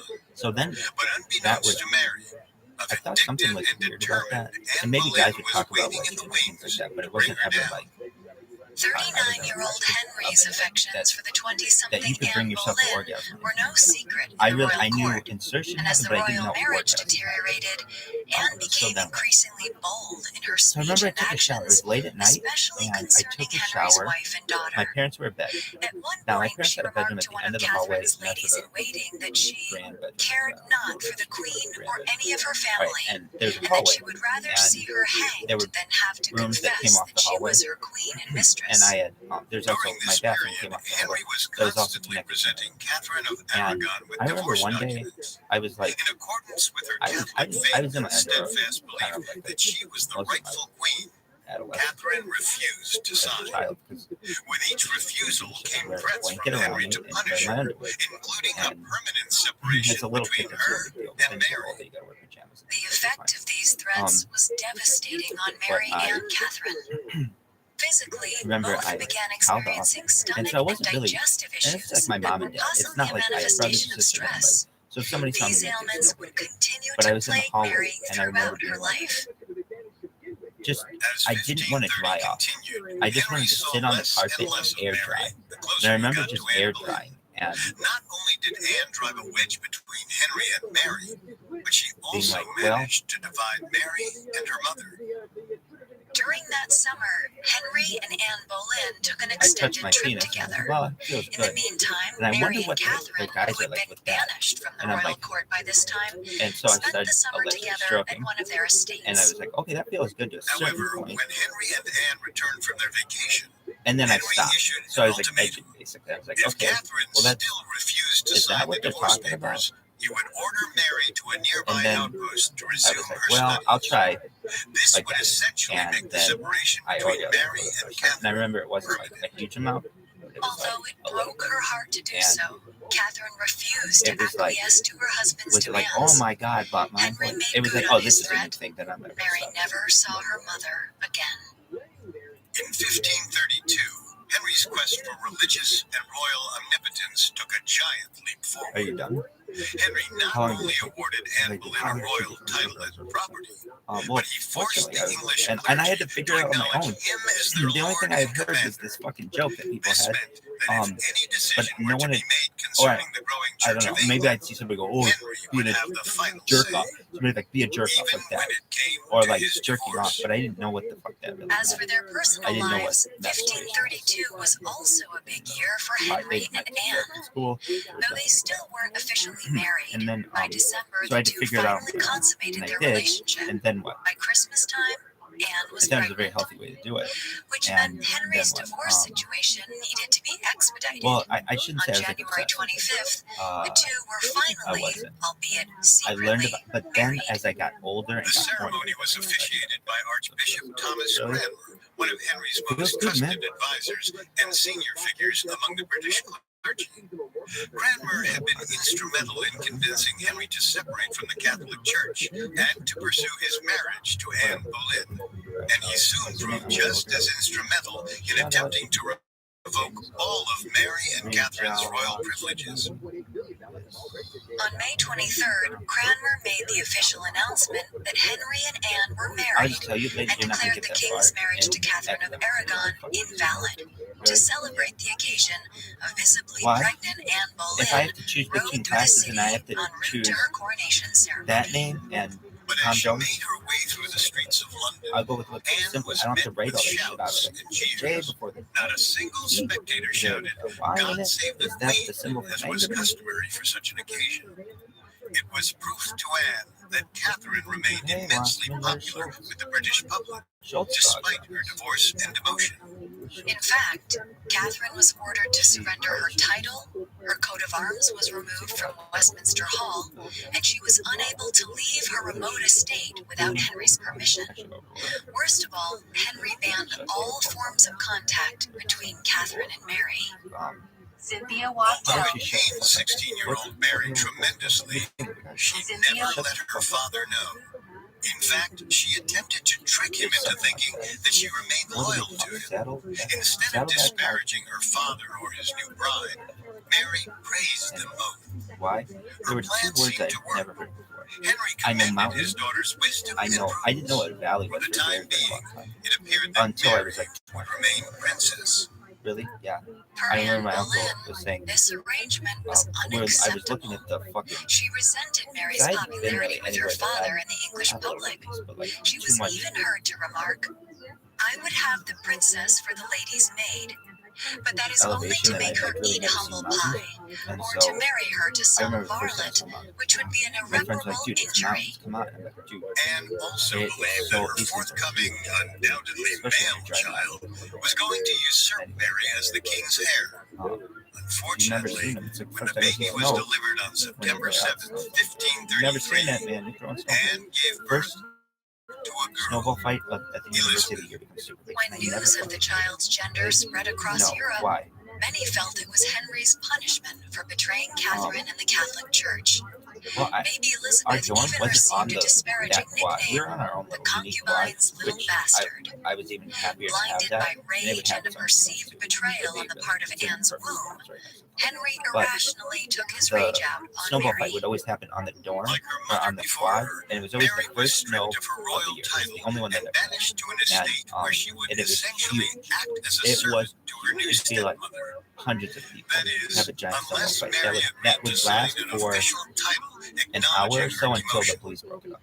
If Henry couldn't control the sex of his children, But he you could never at took least part in try it. to control their I status. shouldn't say that. I took part in the But Drake just kill. like her And mother, I think Mary one stuck of to them her maybe. principles and refused. But what would And always with each happen? refusal, I would hear people she coming down received like, additional "Oh man, that was punishments, so much whether fun! it be I can't believe it confiscation of her happened." And then it was jewelry, like, "What?" whatever And it was scant like, privileges "Oh, she still dude, you weren't there." possessed. Like, Oh fuck! But I did make it one The time. great irony behind all of these punishments was Why? that Mary's I know why. defiance Because to actually me, snow earned was no big Henry's deal there. respect. So it was like, oh, it's After snowing, and one I would never visit to like her pay new attention. Oh, it's estate, the first snow. and yet another one of Mary's It would be like, refusals to reject oh, her royal it's snowing. title, But his I would usually emotions think got maybe the it snowed best at of him. night or something, and it wasn't the As first snow of Henry the year was or whatever. departing, he caught a glimpse of his It just 17-year-old didn't phase me, daughter on the but it terrace, phased people there bending because her it was knees brand new in to them. They deference had to her huge. father. These kids from fucking Henry bowed Peru and never touched seen his snow cap before, in throwing return. giant, making As he snow. rode away, Men from Hawaii. tears of pride filled his eyes. It's like the first time When this Anne group of kids Boleyn ever heard see about the snow gesture from of some maternal areas of the love, United she the world, redoubled and her it's efforts really to get exciting. rid Have of the same Mary thing. once and for all. Anne attempted to convince Henry to And prosecute it's Mary and excellent Catherine for tactics. breaking the increasingly strict I know all the anti-Catholic tactics. edicts that were being Girls, if enacted you know across anything, England. you got to She know pleaded with 1 Henry inch that of water the is queen 6 and inches. princess So whenever we deserved hear death about like, oh more wow, than it's going to all rain those who 2 have been executed, inches and of that they were the rain cause in of all. But Anne Boleyn wouldn't along the need Mississippi, Henry and it's or going to be anyone flooding, else to we would think, execute oh my god, Catherine. that In January that's like a foot of snow. 1536, she Why? suddenly You have to died of a convert stomach things. ailment, one of Why? the many health problems that had plagued her since Anne entered her life. Naturally, the But it helps 19-year-old you know Mary why. was Because it would inconsolable. snow a lot from where Her we were, hero, and the it would be woman like, I don't know, responsible 36 for her inches of snow. education But then and that shit upbringing, melts. was gone. And it's like And 36 despite inches of the snow is 6 widespread inches of love rain. Mary still received And when it across goes in the England, river, it floods without major. her most steadfast There would be some ally, major floods. she was now You watch virtually that thing alone. crust. And yet, the The thing. tide suddenly began to swing back in Mary's favor. In early 1536, Anne was a few months pregnant. However, on the day of Catherine's burial, the child, a son, What's that one? was delivered Rembrandt? stillborn. Somehow, some way, The Rembrandt perfectly got healthy this fucking Anne blamed amazing. it on a different royal medical emergency. 4 days earlier, Henry VIII had been badly injured in a jousting accident. Many in the court, including Anne, attributed the stillbirth to her stress and worry for her husband's health. Unfortunately, Reputation. Henry How did it get demonstrated an zero amazing empathy reputation? for his wife. In fact, due to frustrations When I was a with kid, not it would always having be a like son, Sensodyne Henry or decided that Anne Crest Boleyn or wasn't the right Colgate. woman They to were be always his comparing wife. themselves to It Rembrandt. was And it was time like, to find a new bride. what the And fuck is ever the Rembrandt? Lothario, he already had one in his sights. Is it British or Jane something? Seymour was a lady of the royal court known for her beauty and charm, as well as her sympathy toward Mary. Henry attempted to woo Seymour with lavish gifts, but just like Discontinued? Anne Boleyn, she refused his advances unless the two were married.